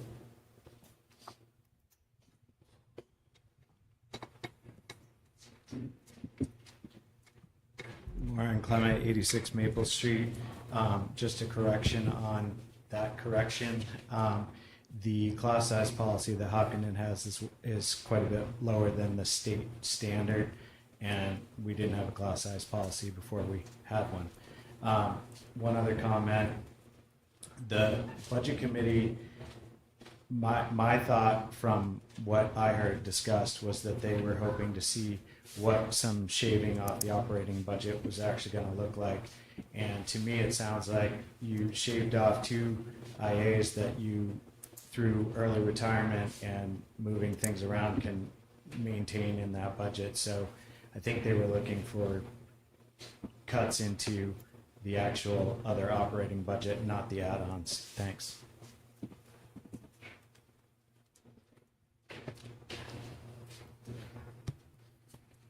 Christopher Gross, 76 Chuckberry Lane. So just to clarify my statement, I had said we were struggling with $350,000 out of a $30 million budget.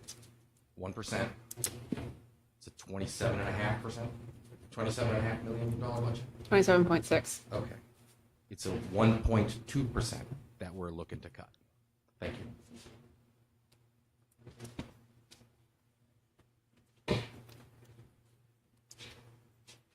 Okay. We'll close public comment. Thank you for everyone who commented. Before we vote, as a point of clarification on the CIP, everyone should remember when we establish that document, that is a live document where it is updated continuously depending on the needs of the district. Projects change, the needs change. We have said that an innumerable amount of times. Is there any other discussion the board would like to have regarding, is there a motion? I need a point of clarification too. I never said early retirement at all. Early retirement's completely separate that we talk about when we budget for. I mentioned that this was another retirement, an anticipated retirement that a teacher then put in for after we had already determined the new number of the budget. So again, not an early retirement. As I said, personnel changes all the time. In fact, next week there might be another retirement in which we could come back and make another adjustment. So never said early retirement. For me, at that meeting, they wanted to see the operating budget lower. Yeah, let's just talk about what we're trying to do here, okay? So does someone want to make a motion? Or go ahead, do you have another comment? Just before we do, I mean, I just I think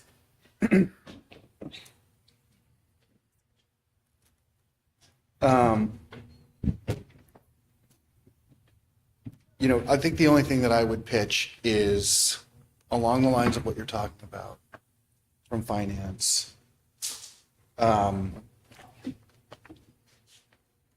But if we, instead of shaving 75 off CIP, shave 50 off CIP. If instead of 125 off special ed, we took 100 off special ed. That gets us just close to 300, which is still 50,000 more than the biggest cut the budget committee asked for. I like that because when we withdrew from the special ed trust, I went back how many times that we take money out of that in my head. And I don't quote me on this. I think it was only twice since I've been here on the board. And Rob, you continuously have said we need to gradually fund things.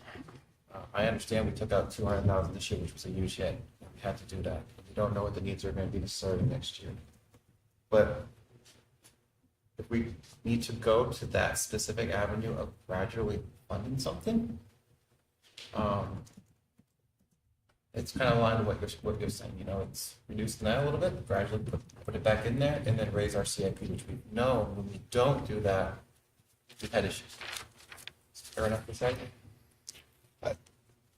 I'm trying to be mindful of Yeah. what I hear, which I think is wise. I also think that this is greater than anybody in the budget committee said, which I think sends a message that we're being responsive, but I think it also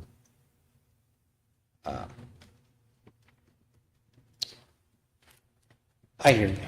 I'm going to make a motion in a minute, but first I'm going to make so straight shooting tonight. Appreciate comments from the public. What I don't appreciate is the constant barrage that somehow it's a shell game, it's nefarious, it's whatever it is. I don't appreciate that at all. When I decided to be on this board, to run for this board after 22 years in the school district, it was not, well, geez, I really hope I can get on that board so I can pull the wool over people's eyes. That's a load of horse manure.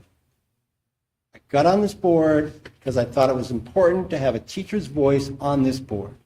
I got on this board because I went to then Superintendent Chamberlain and said, I think we can do better with hiring practices so we can save a little bit of money. And when Mike came on, I pushed that through.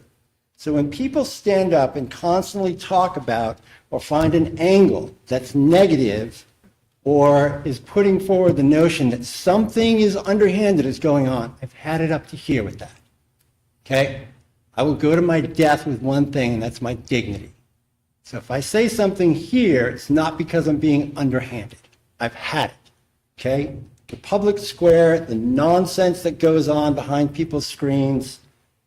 If you have a question, ask the question to the person who knows the answer, and then come up with your thoughts. That's fine. But this notion that everything is smoke and mirrors, I'm done. I'm done listening to that. I'm done having people make that accusation. So, moving ahead, I will make a motion on the operating budget to reduce the number by $133,104. Second. Any discussion? All in favor? Aye. I will make another motion, and I hear you, Jonathan, but I still feel the right thing to do is to have the CIP warrant be for an ask of $350,000 to come from taxation. When that's, is that an official motion? That is an official motion. Could you please say that motion again? So I would move that the CIP request be $350,000.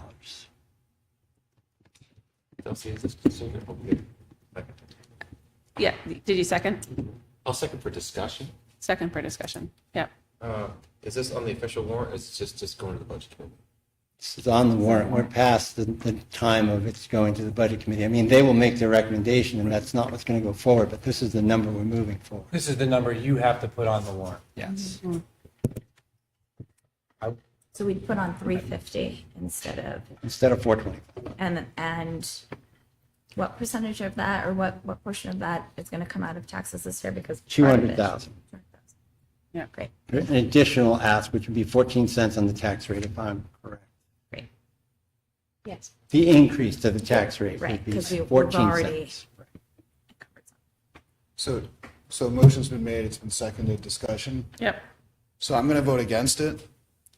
And if we as a board vote against it, I would put forward a motion for 375 instead of 350 for the reasons that frankly we've, I think, all discussed. It's maybe de minimis, perhaps, but to me that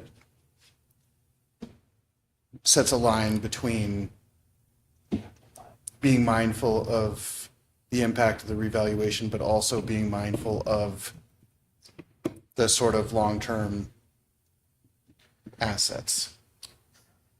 You can make a motion to amend.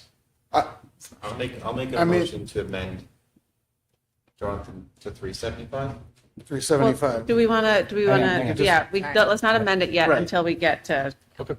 because otherwise we'll be in a death spiral of Right, I just not don't want to, unknowable motions exactly. forever. That's why I'm just saying like what my position is. Do you want to go?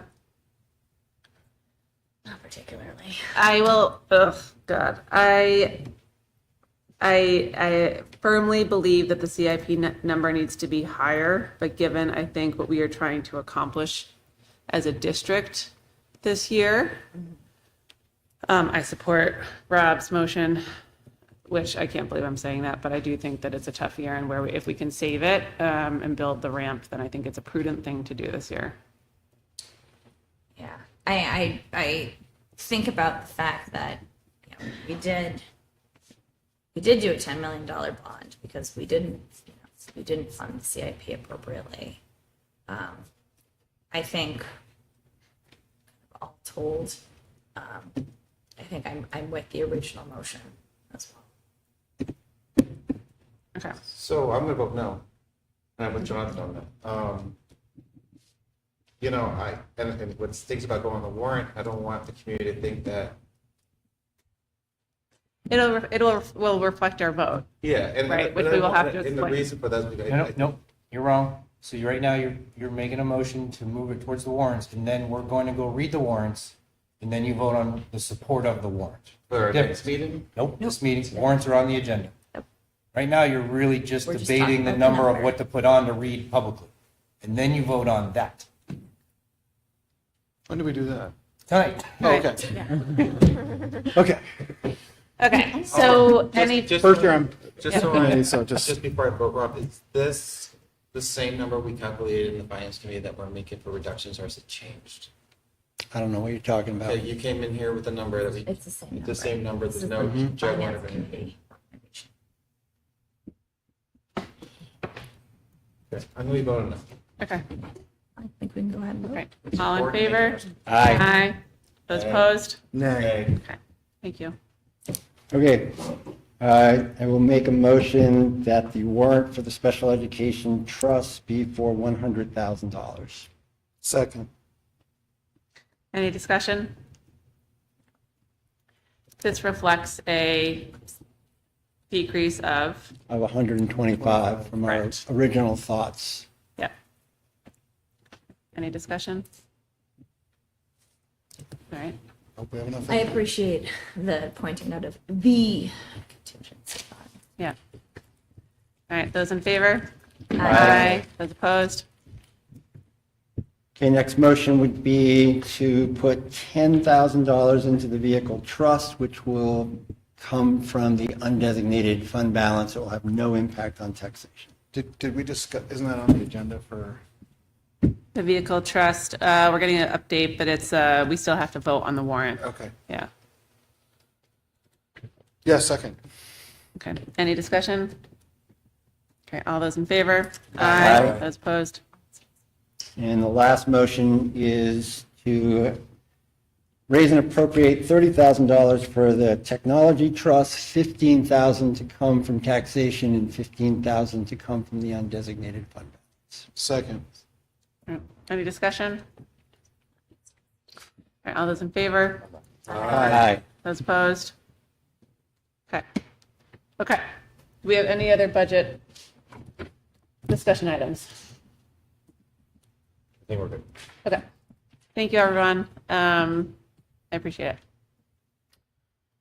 All right, next up, we are going to discuss the warrants. Madam Chair, So let's do it again. can we do a 5-minute recess? Yeah, can we do a recess? Is that okay? Please, I'd love to go. Yep, that sounds great. We will reconvene at 7:18. You're not going to yell at me, right? I'm going to go to the bathroom. Always have to go. You're not going to yell at me, are you?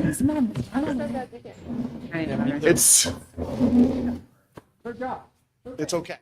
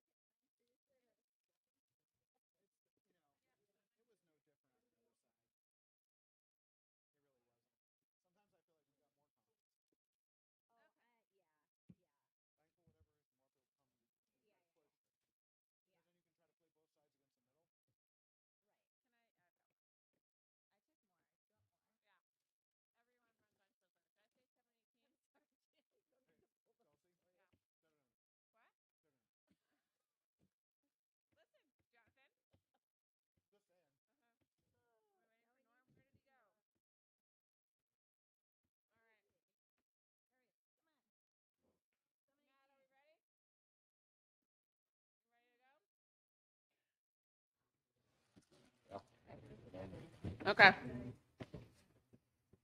All right, we are reconvening our January 23rd meeting of the Hopkinton School Board, 2025 Maple Street. We are now at the portion of the agenda to discuss our warrants. How do we want to do this? Do you want me to read them out? In your folder. Yep. Is the draft that has been reviewed by legal. Correct. Numbers that are on those warrants are not the amended ones because the board had not made motions to amend. So when you read them, you just have to read the new number. That's not going to be it. That's not it. I think maybe, no. Here, I'll give it. You're just going to need the real one from her. The new numbers, yes, and there's going to be language. Remember, language changes now in technology trust and vehicle trust because of the use of unassigned fund balance. So we'll when we walk through get them to as we those go warrants, along, yeah, okay? we'll walk through it. Okay. Are we determining the order of the warrant articles tonight or just the language? That is the order. This is the order. Oh, you mean the way you present it? You can present them any way you want at district meeting. Okay. Those are just the numbers of the 1 through. Okay. Okay. Okay. So you read them into public. Yep. And then now you vote on whether to support or not. And I'm going to go top to bottom. All right, so this is a warrant for the 2025 annual, there's a typo on the top, annual Hopkinton School District meeting for the state of New Hampshire. Do the inhabitants of the town of Hopkinton and the county of Merrimack qualified to vote in school district affairs? You are hereby notified to meet at the Hopkinton High School Gymnasium in said Hopkinton on Saturday, March 8th, 2025 at 9:00 a.m. to act upon the following articles. All right, here we go. Article 1, to hear reports of agents, auditors, committees, and officers chosen, or to take any other action in relation thereto. Any comments? That's a standard one. You feel good? Great. I make a motion Terrific. to, are we? We vote on each one? Yeah. Yeah, okay, so do I have a motion to approve Article 1? Yes. All right. Any discussion? All right, all in favor? Aye. Great. Okay, so Article 2, to see if the school district will vote to raise and appropriate the Budget Committee's recommended amount of $27,491,895 for the support of schools, for the payment of salaries of the school district. We're going to start over. Okay, Yeah, why? it can't be the budget. Can't be the committee. budget committee. Nope. Right, it's not the budget committee's recommended yet because they haven't voted. Okay. To see if the school district will vote to raise and appropriate the school district's recommended amount of $27,491,895. Is that number right? 20, oh, yes, sorry. Okay. For the support of schools, for the payment of salaries for the school district officials and agents, and for the payment for the statutory obligations of the district, or to take any other action in relation thereto. This article does not include appropriations voted in other warrant articles. Majority vote. Majority vote required. So moved. So moved. Second. Okay. Any discussion? All right, all those in favor? Okay. For the record, who moved that? Because you both said so moved. I second it. Thank you. Okay, great. Okay. Article 3, to see if the school district will vote to approve the cost items included in the collective bargaining agreement reached between the Hopkinton School Board and the Hopkinton Educational Association, NEA-NH, parentheses HEA, which calls for the following changes in salaries and benefits at the current staffing level. Fiscal year 2025 to 2026, an estimated increase of $455,000 to $365. 365, excuse me. For fiscal year 2026 to 2027, $487,680. And for 2027 to 2028, $472,946. And further, to raise and appropriate the sum of $455,365 for the upcoming fiscal year, such sum representing the cost attributable to the increase in salaries and benefits required by the new agreement over those will be paid at current staffing levels. Majority vote required. So moved. Second. Got it? All right, all those, any discussion? All right, all those in favor? Aye. Any opposed? Article passes. Article 4, shall the school district, if warrant Article 3 is defeated, authorize the governing body to call one special meeting at its option to address warrant Article 3 cost items only. Majority vote required. So moved. Second. Any discussion? All right, all those in favor? Aye. Any opposed? Article 5. We're not there yet. Oh, sorry. Yep. To see if the school district will vote to approve the cost items included in the collective bargaining agreement reached between the Hopkinton School Board and the Hopkinton School District custodians, Teamster Local number 633, which calls for the following changes in salaries and benefits at the current staffing level.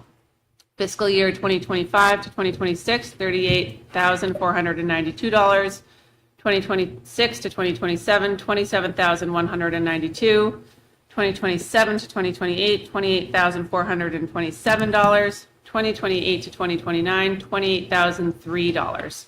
And further, to raise and appropriate the sum of $38,492 for the upcoming fiscal year, such sum representing the cost attributable to the increase in salaries and benefits required by the new agreement over those will be paid at current staffing levels. Majority vote required. So moved. Second.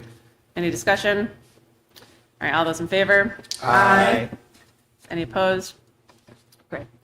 Article 6. Shall the school district, if warrant Article 3 is defeated, authorize the governing body to call one special meeting at its option to address warrant Article 3 Say- cost up? Should say, Warrant Article 5. Thank you, thank you. Yeah, Article 6 Article we 6, shall the school district, if warrant Article 5 is defeated, authorize the governing body to call one special meeting at its option to address warrant Article 5 cost items only. Majority vote required. So moved. Second. Okay, any discussion? All those in favor? Aye. Any opposed? Article 7, to see if the school district will vote to raise and appropriate $100,000 to be added to the Special Education Trust Fund previously established. Majority vote required. So moved. Second. Any discussion? All those in favor? Aye. Any opposed? Okay. To see Article 7, Article 8, excuse me. Right? Yeah. this Yeah, needs we to did be duplicate. fixed. Yep.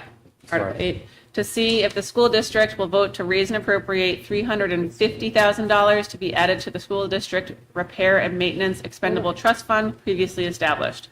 Majority vote required. So moved. 350 or Second. 425? I said 350, right? Yep. Yep. Right. Second. I thought that failed. Did I miss No, something? I thought it passed. It was It a passed. 3-2 pass. Okay. 350, all right. Did I have a first and a second? Yes. Okay, any discussion? Yes. Mhm. So, to this, I'm going to vote to support this. And I just want to say that I advocated and voted for a lesser reduction because I do think that funding the CIP is important. It's been a pretty consistent vote of mine going back to budget. That said, over $25,000, I am very mindful of the fact that we ultimately, we need to fund the CIP. It's important. And I think, in my mind, I'm changing my vote because I think to the warrant article, given that that's where we're at as a board, that's the consensus of the majority of the board, that I would support that because I think that it's important for us to speak with as singular a voice as possible when it comes to presenting this. So I am going to support this particular warrant article. I think you crafted exactly how I feel. Voting no, quite frankly, was because we're underfunded, but I do want us to be able to send a message to the community that we're all in some agreement to fund it. I don't want the one no to be like we shouldn't support it. And I'm not sure how we can deliver that to the community. So if I happen to be a unanimous 5-0, it sends a direct message that we stand behind it as a board. So I will, well, I agree with what John said. Okay, thank you. Okay, for Article 9, or Article 8, all those in favor? Aye. Any opposed? Article 8 carries. To see, We got to amend that 8, that 7 to an 8. yes, that was 8, yep. Yeah. Okay, I yep, mean the Roman numeral Okay. 7. yep, Can yep, you read that? Can you go slow? yep. So Article 9, to see if the school district will vote to raise and appropriate $30,000 to be added to the technology trust previously established March 6, 2010, majority vote required, and to authorize the school board to transfer up to $15,000 from year-end unassigned fund balance available on June 30th, 2025, or to take any related action hereto up to $10,000. No, Nope. no. Stop at the there too. Okay, hold on. Excuse me, I'm going to do it again. That's the next one. Majority vote requires goes at the end. Yep. There too, okay. Article 9, to see if the school district will vote to raise and appropriate $30,000 to be added to the technology trust previously established March 6, 2010, to authorize the school board to transfer up to $15,000 from year-end unassigned fund balance available on June 30th, 2025, or take, Stop it. okay, Or to take any action or to take any action in relation thereto. in relation thereto. Majority vote required. Beautiful. So Okay. moved. Second. All right, any discussion? Here's the new Article 10. Okay. All right, all those in favor? Aye. Aye. Any opposed? Okay. Article 10, to see if the school district will vote to raise and appropriate up to $10,000 to be added to the replacing school district vehicles capital reserve fund established March 6, 2010, and authorize the school board to transfer up to $10,000 from the year-end undesignated fund balance surplus available on June 30th, 2025, or to take any other action in relation thereto. Majority vote required. Can I make a request that you change undesignated to unassigned? It has been since changed since that 2016 warrant was written. which you're reading Unassigned. off of. Yep. And I would take out surplus because we didn't put surplus in the Correct. previous article either. Unassigned fund balance. Okay, do you guys want me to read it again? Yeah, please. Thank you. Okay. I love warrant. Article 10, to see if the school district will vote to raise and appropriate up to $10,000 to be added to the replacing school district vehicles capital reserve fund established March 6, 2010, and authorize the school board to transfer up to $10,000 from the year-end unassigned fund balance available on June 30th, 2025, or to take any other action in relation thereto. Majority vote required. So moved. Second. Okay. Any discussion? No, we have to wait till after the public hearing. You moved on too far. They haven't voted yet. Oh, sorry. Okay, all those in favor? Aye. Any opposed? And we Do can't nine. read that until. All we right, have okay, the public okay, great. Okay, great. There is just to make it clear, there's an Article 11 related to SB2. We cannot actually read it and confirm it until after the public hearing for SB2, which will be on February 4th. So we will do that after the fact. Article 12, to transact any other business that may legally come before said meeting. So moved. Second. All right, any discussion? All those in favor? Aye. Okay, thanks, guys. Good job. Okay, Do we need to do this one? No, just. okay, great. Next up, so that will be our warrant for 2025, which is coming soon for March 8th, all right? Next up, we have a van update. Is that Rob or Mike? That's me. Okay. So at the direction of the board, you guys directed Mr. Rizicki and Laura to go out and get information on essentially what would it take to upkeep it, to get it back on the road, to meet requirements, and maintain for a couple years. And so we took it to multiple places. We took it to one place last week from the recommendation from several people in town. We then took it to another place. And I keep saying it that way because we've been discussing the van for a long time, and the quotes came in different, and I don't think it's fair to the, I don't think it's fair to the people we took it to put their name out there. It's just my feeling. They don't know what they were stepping in. They were just assessing a van. So I don't want anyone criticizing them for whether the quote was too low or too high. But at the end, we got two quotes. First one came back with, if you want me to read the laundry list, I can. It's up to you guys. But the body work was specific. So both places we took it to don't do body work, so we had to get body quotes. One, to get it just up and running, the body quote was up and running was $1,966. So that's to repair the panel, the steel, the coating, and the labor. And then through the other evaluation, the one that you wanted to list, like when I go to, that body work to make it maintained for several years, we got one quote back at $4,991, and then a second quote back at $8,078. That's just on the body work that was needed to maintain it for several years. On the list of things that needed to be fixed,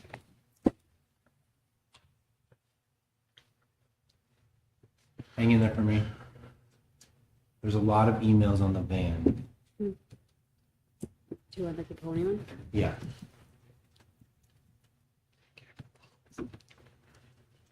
Got it. Okay. So we needed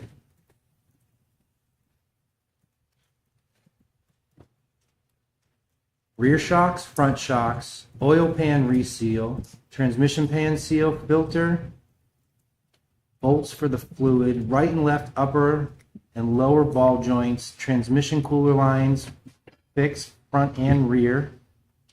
And then, I mean, I'm saying simple things. License plate lights were out, rear light was out, and then extracting bolts. So that quote came in at $7,715. And then you also asked for trade-in value. Laura and I spent some time on this. I'll say internet value was anywhere between $5,000 and $8,000, but that's before anyone got their eyes on it. We didn't actually take it in for an assessment. So you're looking roughly at about, I'd say $15,000 to get it back up and running for multiple years. To pass inspection, it would be the $1,500 plus the $19,000, so around $3,000, somewhere around $3,000 to get it up and running for a singular year. Okay. Okay.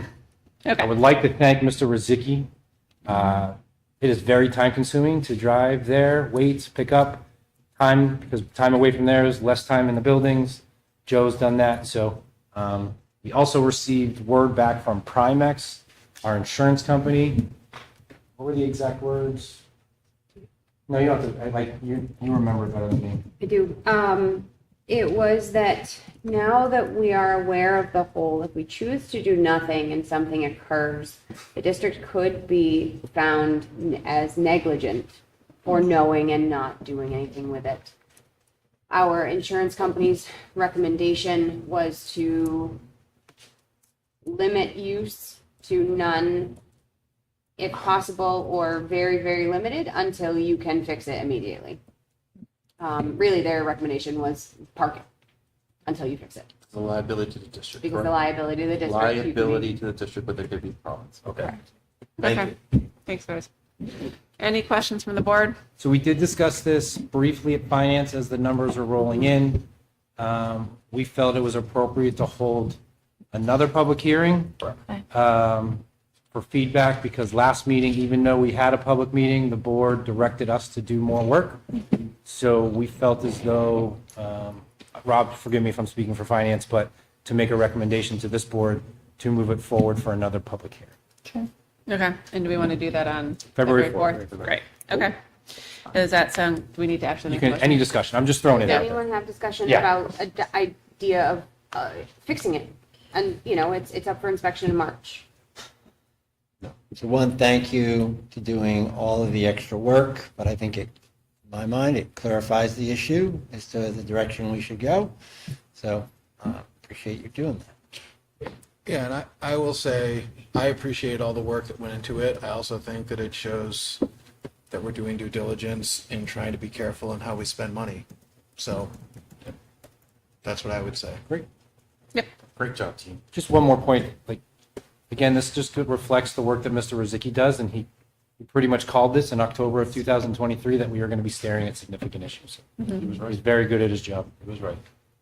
Interesting piece, as I was digging through our old files, I found the paperwork from when we originally bought it. We bought it on a state bid, brand new, for less than $17,000. Oh. It is now, the state bid now for vans like this is around $47,000 to $50,000. Wow. Thank For you. 15, 14 years difference. Yeah. Thought that was interesting. Thanks, Laura. Okay. There's still some equity in it. One can dream, Jonathan. So you're saying we have a chance. Okay, I think, is everyone great with the plan for a public hearing on the 4th? We will discuss it then, review the recommendation, and move forward with an action item then. Sound good? Great. All right, next up, it is hard to believe that being January 23rd, that we are going to be discussing the 2025-2026 school calendar. But we have to do that now, and it's our first read. You guys won't be here, which is just really sad. That's Yep. I know, I could get my third tears running for the evening, but we'll just Not stick yet. with it. Nope, not yet. So, Mike, do you want to take so it in the through? calendar, this is first read for the board. It is also in HEA's hands for their first read. So they meet with their executive board and go over it. I did meet with the membership before coming here, meaning this is both agreed to essentially, but taking it to the next parties amongst us and amongst you. Couple of highlights in there. I'm sure you may have questions, and I know you're just digesting it now. There was a lot of discussion over the 22nd and 23rd around the holiday break. I'd say the districts are 90-10, taking those days as vacation days rather than school days. So we're in a line with several areas, regional districts in the region. Can we just make that Wait. super clear for everyone? 90-10 which way?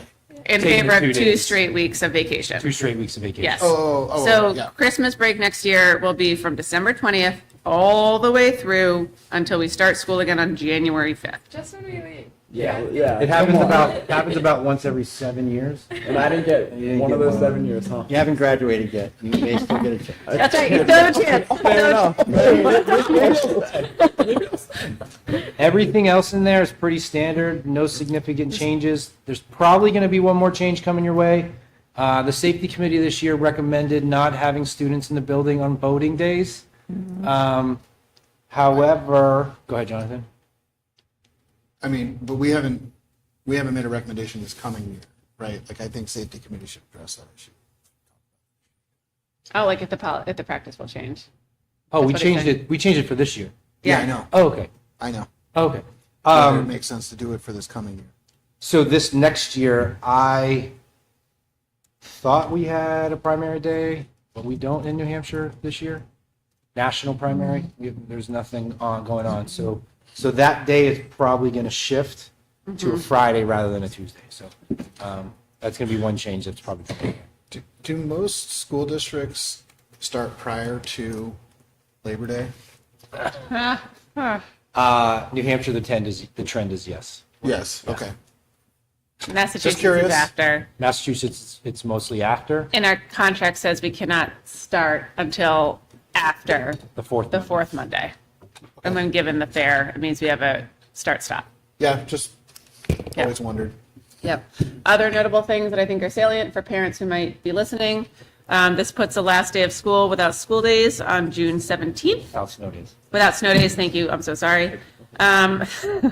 There are a few PD days sprinkled throughout the year for professional development for the staff. I think there have been a couple places where they have been tried to be placed around a weekend and a few places where they have been placed onto a Tuesday for scheduling purposes. But I will say, if anyone was remembering the start to this year, there were many, many 4-day weeks in a row. We get Labor Day and then we get back into 5-day weeks, which will be nice. A lot of stretches of Yeah. uninterrupted. Right. Into the students' point, I had initially drawn up the calendar to have that day, the transition day on the 26th, and having 4 straight days of midterms and finals. But through the recommendation from HEA, they had spoken to students and they liked the 2-in-2 format. And Mr. Kelly thought we could stick with that. So, Awesome. not that it will impact you in any way. Maybe it will.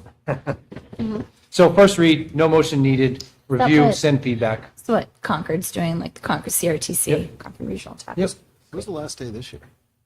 For last day, what? Last day of 15th. school. This year? I believe it's the 16th. June 16th? I work all year round. No, that's I don't know. student. Hold on. No, it can't be that. I think it's the 12th or 13th. Oh, I have it as the 13th. 13th? Last day of school. June 13th? Yes. 13. Thank you. It's Friday. Yeah. That's So- all. All right, so first read, send me feedback if you would like. If not, we'll bring it next week. Great, thank you. Okay, next up we have policy. I'm going. Hold on. Okay. We have 1, 2, 3, 4, 5, 6, 7 policies. These are all just first reads. Policy committee met last week. So I'll give you a brief rundown on them. And then if you have any comments, let us know. First up is policy ACAC, which is a Title IX prohibition of sex discrimination and sex-based harassment policy and grievance policy, or procedure and grievance policy. This is a highly regulatory policy. Basically, we are required to have it. It was last revised in 2022. There were some changes made, so we need to update it. In addition, we have policy ACA, which is a discrimination and harassment grievance procedure. This was a requirement that was put in place as of July 2024. So this is also now a required policy, and this is the one that I think has the most legal references I have ever seen in a policy. Next up, we have policy JICL, which is School District Internet Access for Students. This was last looked at in 2007, so changes have been made, and it's time for us to take another look, make sure that it meets today's standards. Policy JLCK, Special Physical Health Needs of Students. This was adopted in 2019, but there were some statutory changes that required us to update it. Policy JLC, Student Health Services and School Nurses. Again, this was last looked at in 2006, so it needed to be reviewed. Policy EC, Buildings and Grounds Management, last looked at in 2006, so we felt it prudent to review it. And then finally, policy EHAB, Data Governance and Security. So it's last looked at in 2019, but there have been some statutory changes that required us to update some language. So if you have questions, let us know, because they'll be back for 2 more reads. That's it. Great. Thank you guys. It's a lot of policy work. Very much It's been a appreciated. great policy. I know. It's been great. The best on it. That's great. Okay. Wonderful.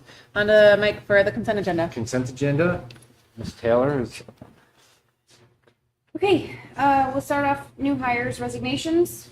I will start actually, if you don't mind, a little bit further down. So I'm going to start with a current employee.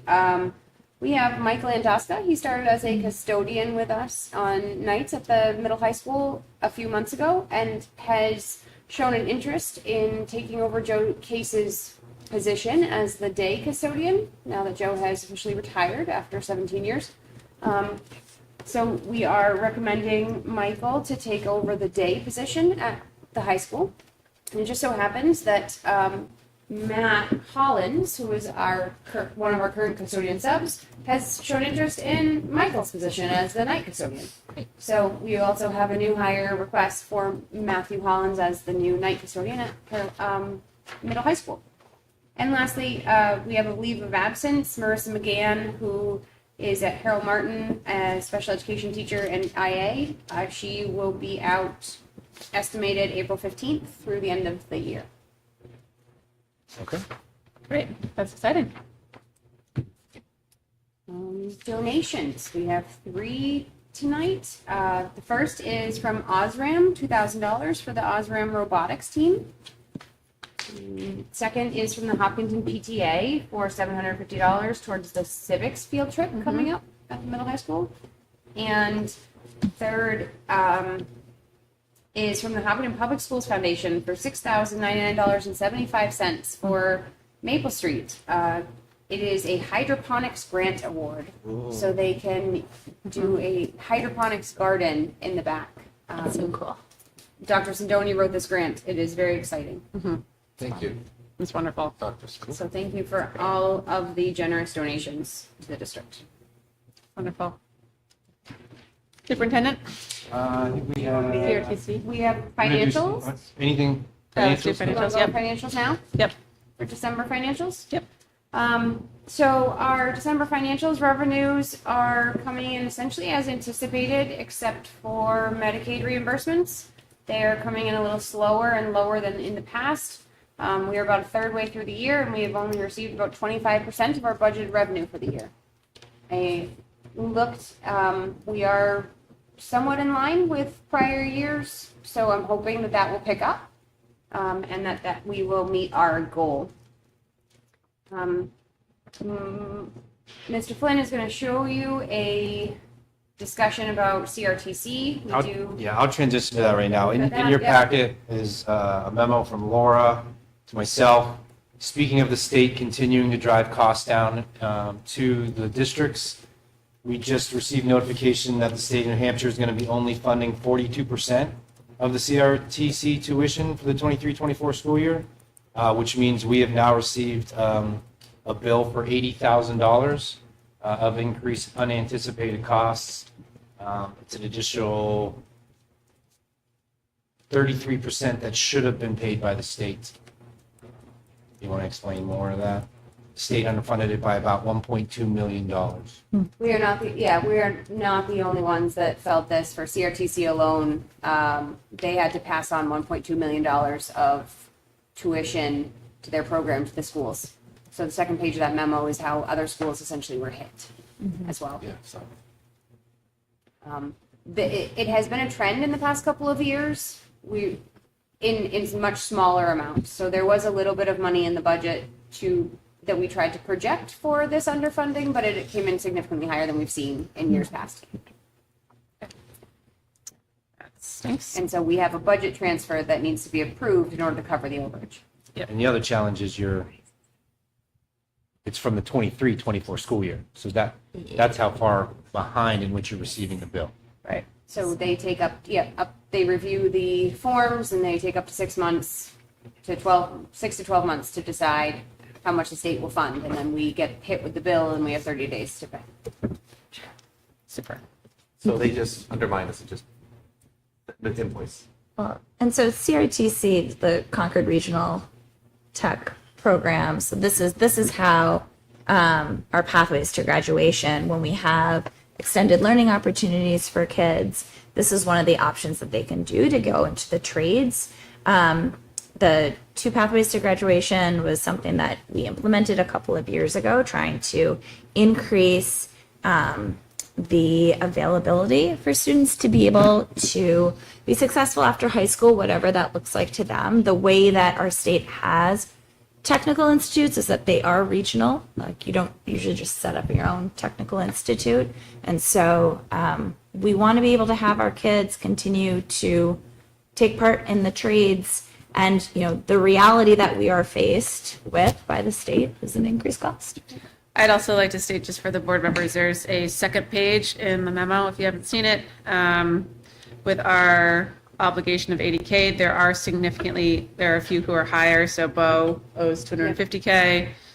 John Stark owes 177K. Merrimack Valley owes 254. Pembroke owes 270. Pittsfield owes 37, and Kearsarge is 57. So it's a range across the 15 districts that they're charging after the fact. Thank you. Yeah. Of course, and the last thing I just want to point out, as we think about fund balance, we are looking at food service coming in a little less than they have in years past. We do have $100,000 in the general fund budget to assist if food service comes upside down. They cannot have a deficit fund balance at the end of the year. So if they end up having essentially a net income that is upside down, the district has to cover it with the general fund. And there is money there, but we may need to tap into it this year. We'll continue to monitor though and let you know. One more thing before budget transfers. Yep. Okay. So there are 2 budget transfers. The first one is what we just spoke about with the CRTC overage, and then the second is a budget transfer for $235,828.98 to reclass funds to cover unanticipated New Hampshire retirement costs. So one more thing, we've said it a couple of times today, and I'm going to try and retrain the board / community / budget committee, is we continue to reference Article 10. Article 10 is really called the contingency fund under RSA 198:4-B.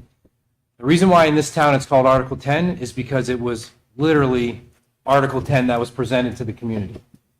And the reason why I want to retrain or retalk about it is kind of going back to where we were a couple weeks ago on the purpose behind it. And Laura's done a remarkable job of trying to recommunicate what it is. And it's a contingency fund. It's for things when things become necessary that weren't budgeted for. So I just want to start it makes more sense rather than saying Article 10 or Rule 10 or whatever we've been saying, and people were like, what is that?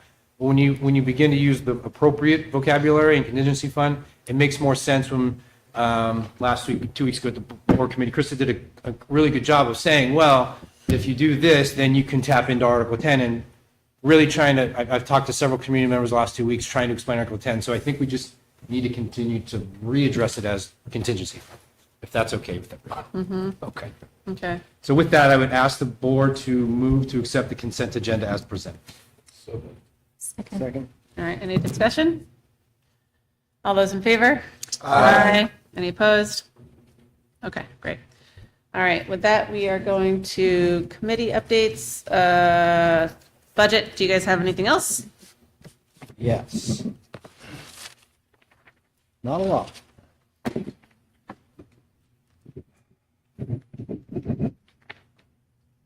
So we had talked about the van, we talked about special ed situation, we talked about the warrants. And I also brought up the SB2 hearing that's going to be coming up in a couple of weeks. And I think it would be really good for the board to have a bit of a presentation or a Q&A with Mike and Laura. I think we're in a unique scenario where Laura's coming from a school district that was an SB2 town and has lots of experience with that model. Mike, the same. So, I mean, I'm most interested in how this alters your budgeting process, but also there's so much emotion attached to this. I'd like to just sort of have what does the school board need to know if SB2 passes, and how does it change practice? Does it change practice, etc.? So I'm asking the superintendent and Laura or the board, and what do we want? Do we want a presentation? Do we want question and answers? Okay, for discussion. That's the last thing we talked about. I'd be happy to have an overview presentation in terms of ways of working. The two things that I'd also like to know is how does it work in a town with a budget committee? Because I think that our budget committee is pretty thoughtful and has provided, I think, really well-informed oversight into what we're doing, and I think consideration. The other thing that I would like is to know, and I think we did this last year, a calculation of what the SB2 calculation would be for the upcoming year. Because my guess, I'm not going to pause. You mean what our default budget would be? What our default budget would be. If we were operating under Correct. SB2. That's right. Laura, how many budgets were you under SB2 when you did your last job? Like, how many budgets did you oversee? Wouldn't that be part of our Q&A? No, I'm just curious. Like, we're just trying to collect data. Do you mean in terms of Goffstown, so Goffstown School District and Boston School District? They were both SB2. Okay, so how many years up there were you there? 10. I'll send you an email. Some stuff I'd like to see. I think it's I was also, in Hampstead and Timberlane for 12. I'll send you an email too. yeah, I think also the other part that would be helpful is that we're in the process of revising our budget FAQs for this year, which is FAQs about the district, about the budget process. I think it would be nice to include some information about SB2 in that, and also in our board newsletter, which we have to put together. Okay, so I think that's a prudent thing. Great. Also, kudos to the SAU for their newsletter last week, right? Thanks. Yeah, that was good. Shout out to Patrice on her heavy graphics. Canva. She's a very visual person. Yeah. Okay, good. Great. We tried policy, CNA? We did not meet this month. Yep. CIP, anything else from you guys? We had a good presentation tonight, which was a starting conversation about trying to look at the replacement of the boiler and cooling systems. Maple Street was, well, I guess they would be talking about all of them, which would dovetail in with Yep. the environmental committee. Otherwise, no. Okay. For EMC, energy management, we met today to review some reports from the Resilient Buildings Group that Eversource had paid for to go through and do some energy calculations on the buildings. We have some corrections to those documents that we're sending back, so we're hoping to get a revision in the next couple weeks. And then we are looking forward to the reports from energy management consultants, the company. We presented about at the very end of last year. Is that right? Yeah. Yeah. And June so, meeting. yeah, we have a newly scheduled meeting on February 13th. That's rescheduled from the fourth week of February because that's school vacation. Safety and security. We met this week. Chairs moved to Dr. Sindoni. I went over the compliance with RSA 189-64. So she went over the emergency op plans, the incident command structure. Talked a lot about how you disrupt the pathways of violence, school culture, behavioral interventions, hardening of schools, reunification and recovery. We talked a little bit about an active threat system. So there are school districts where it's basically a fire alarm for a threat, and anybody can hit the panic button if they need to. And how those, there are concerns like, well, the students mess with it. Students don't mess with it. They know. We revisited say something, see something, say something. Wow. And Sandy Hook Promise, and I think Carrie looked at that a little deeper, had some concerns, but felt like the concept itself is things that we can continue to embed without going down that road. And then Mr. Rozicki went over the security grant update, things that are coming soon. So walkie-talkies should be here in February, and they would be able to interact with police and fire if need be. Repeater at the middle high school and here, the credentialing system, the high school, as well as here at Harold Martin School, some more interior and exterior cameras, video monitors, which I believe are already up in the main offices, and mobile panic alarms for the principals so that they're always connected if they need be. Wonderful. Thank you. Okay, we are now to our third portion of public comment for the evening. If you'd like to come up, please state your name, address, and keep it to 3 minutes.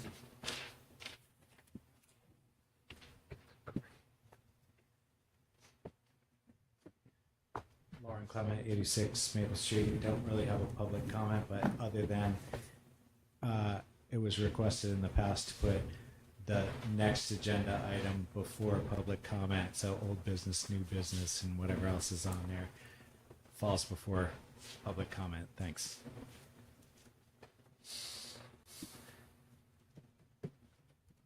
Okay. All right. Thank you. For our last comment of the evening, we do. Yeah. Okay. Yeah. Go ahead. Are we out of public comment? We're out of public comment. Okay. Yeah. So just one other point of clarification. I was at Harold Martin the other day, and a staff member showed me a screenshot from a Facebook post in regards to trying to, I didn't really read it, but trying to connect the new teacher contract to the director of curriculum in regards to some money, I want to say around $6,000. So just for clarification for the public, that is actually the negotiated deal that was updated by the board when they presented, that their hourly rate that teachers work every summer at Was that $33, I think, for about 15 Is it years? $32 for $32. as long as I can remember in contractual history that I've been? So that hourly rate was negotiated to a $40 hour. So that's that difference in that one pager that you see. It has nothing to do with the director of curriculum. So just wanted to clarify that. Thank you. Thank you for clarifying. Okay. All right, so on a I'd call it a personal note, you get it? I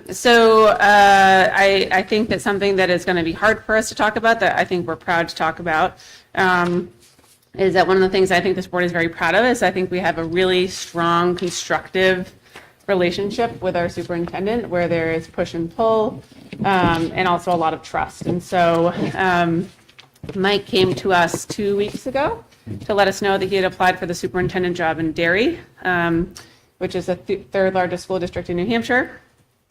He is a finalist. They announced their 3 finalists for the role this evening. We would be so sad for you to go. However, your reasons, I think, are highly rational and understandable, even if we are the greatest district that has ever been created in the history of school districts. It is minutes from your house. It's a large district that I think also has its own unique challenges that I think you would probably be excited to dive into. And there are opportunities there, I think, from an administrative perspective that when you think about your career growth, that I could imagine that you'd be interested to do and to accomplish. We have been able to talk about this as a board. The timeline is pretty quick. You've got interviews in the next couple weeks with a decision coming quickly thereafter. Mike was great and notified his team and the staff at all the school districts. And I think everyone feels the same way that we do, which would be so sad for you to go, but we support you. Okay? And we'll keep everyone posted. With that, anything else? Good luck in the process, Mike. Yep. I think back to our process and looking at paper materials, there was a lot of possible candidates. But that first round of interviews, it was a no-brainer for me. Matter of fact, as soon as we had that first sit down on Zoom, I was like, that's the guy. And you've proven true to that over the last 4 years, and I greatly appreciate it. I was in your office this week, and the first thing you said to me was, "Norm, I'm really surprised at how you're handling this." And Oh my God, Norm. he said that to me. And the reason I was handling it okay was because you have a gift, and you changed our district. Yeah, it sucked losing. That should be on the record. But He might not. He might not. I mean, I know, but let me finish. Just an interview. Let me finish. maybe he'll get the coronavirus. Who could say? Continue. Let me finish. You have a gift, and whatever happens will happen. But I wish you nothing but the best of luck. Mhm. And if someone has the opportunity to receive that gift, they're the luckiest people ever. But hopefully, you two don't have the gift here. Yes. So. They'd be very lucky to have you. Well, Okay. just an interview. I'll keep everyone Just an updated. interview. Okay.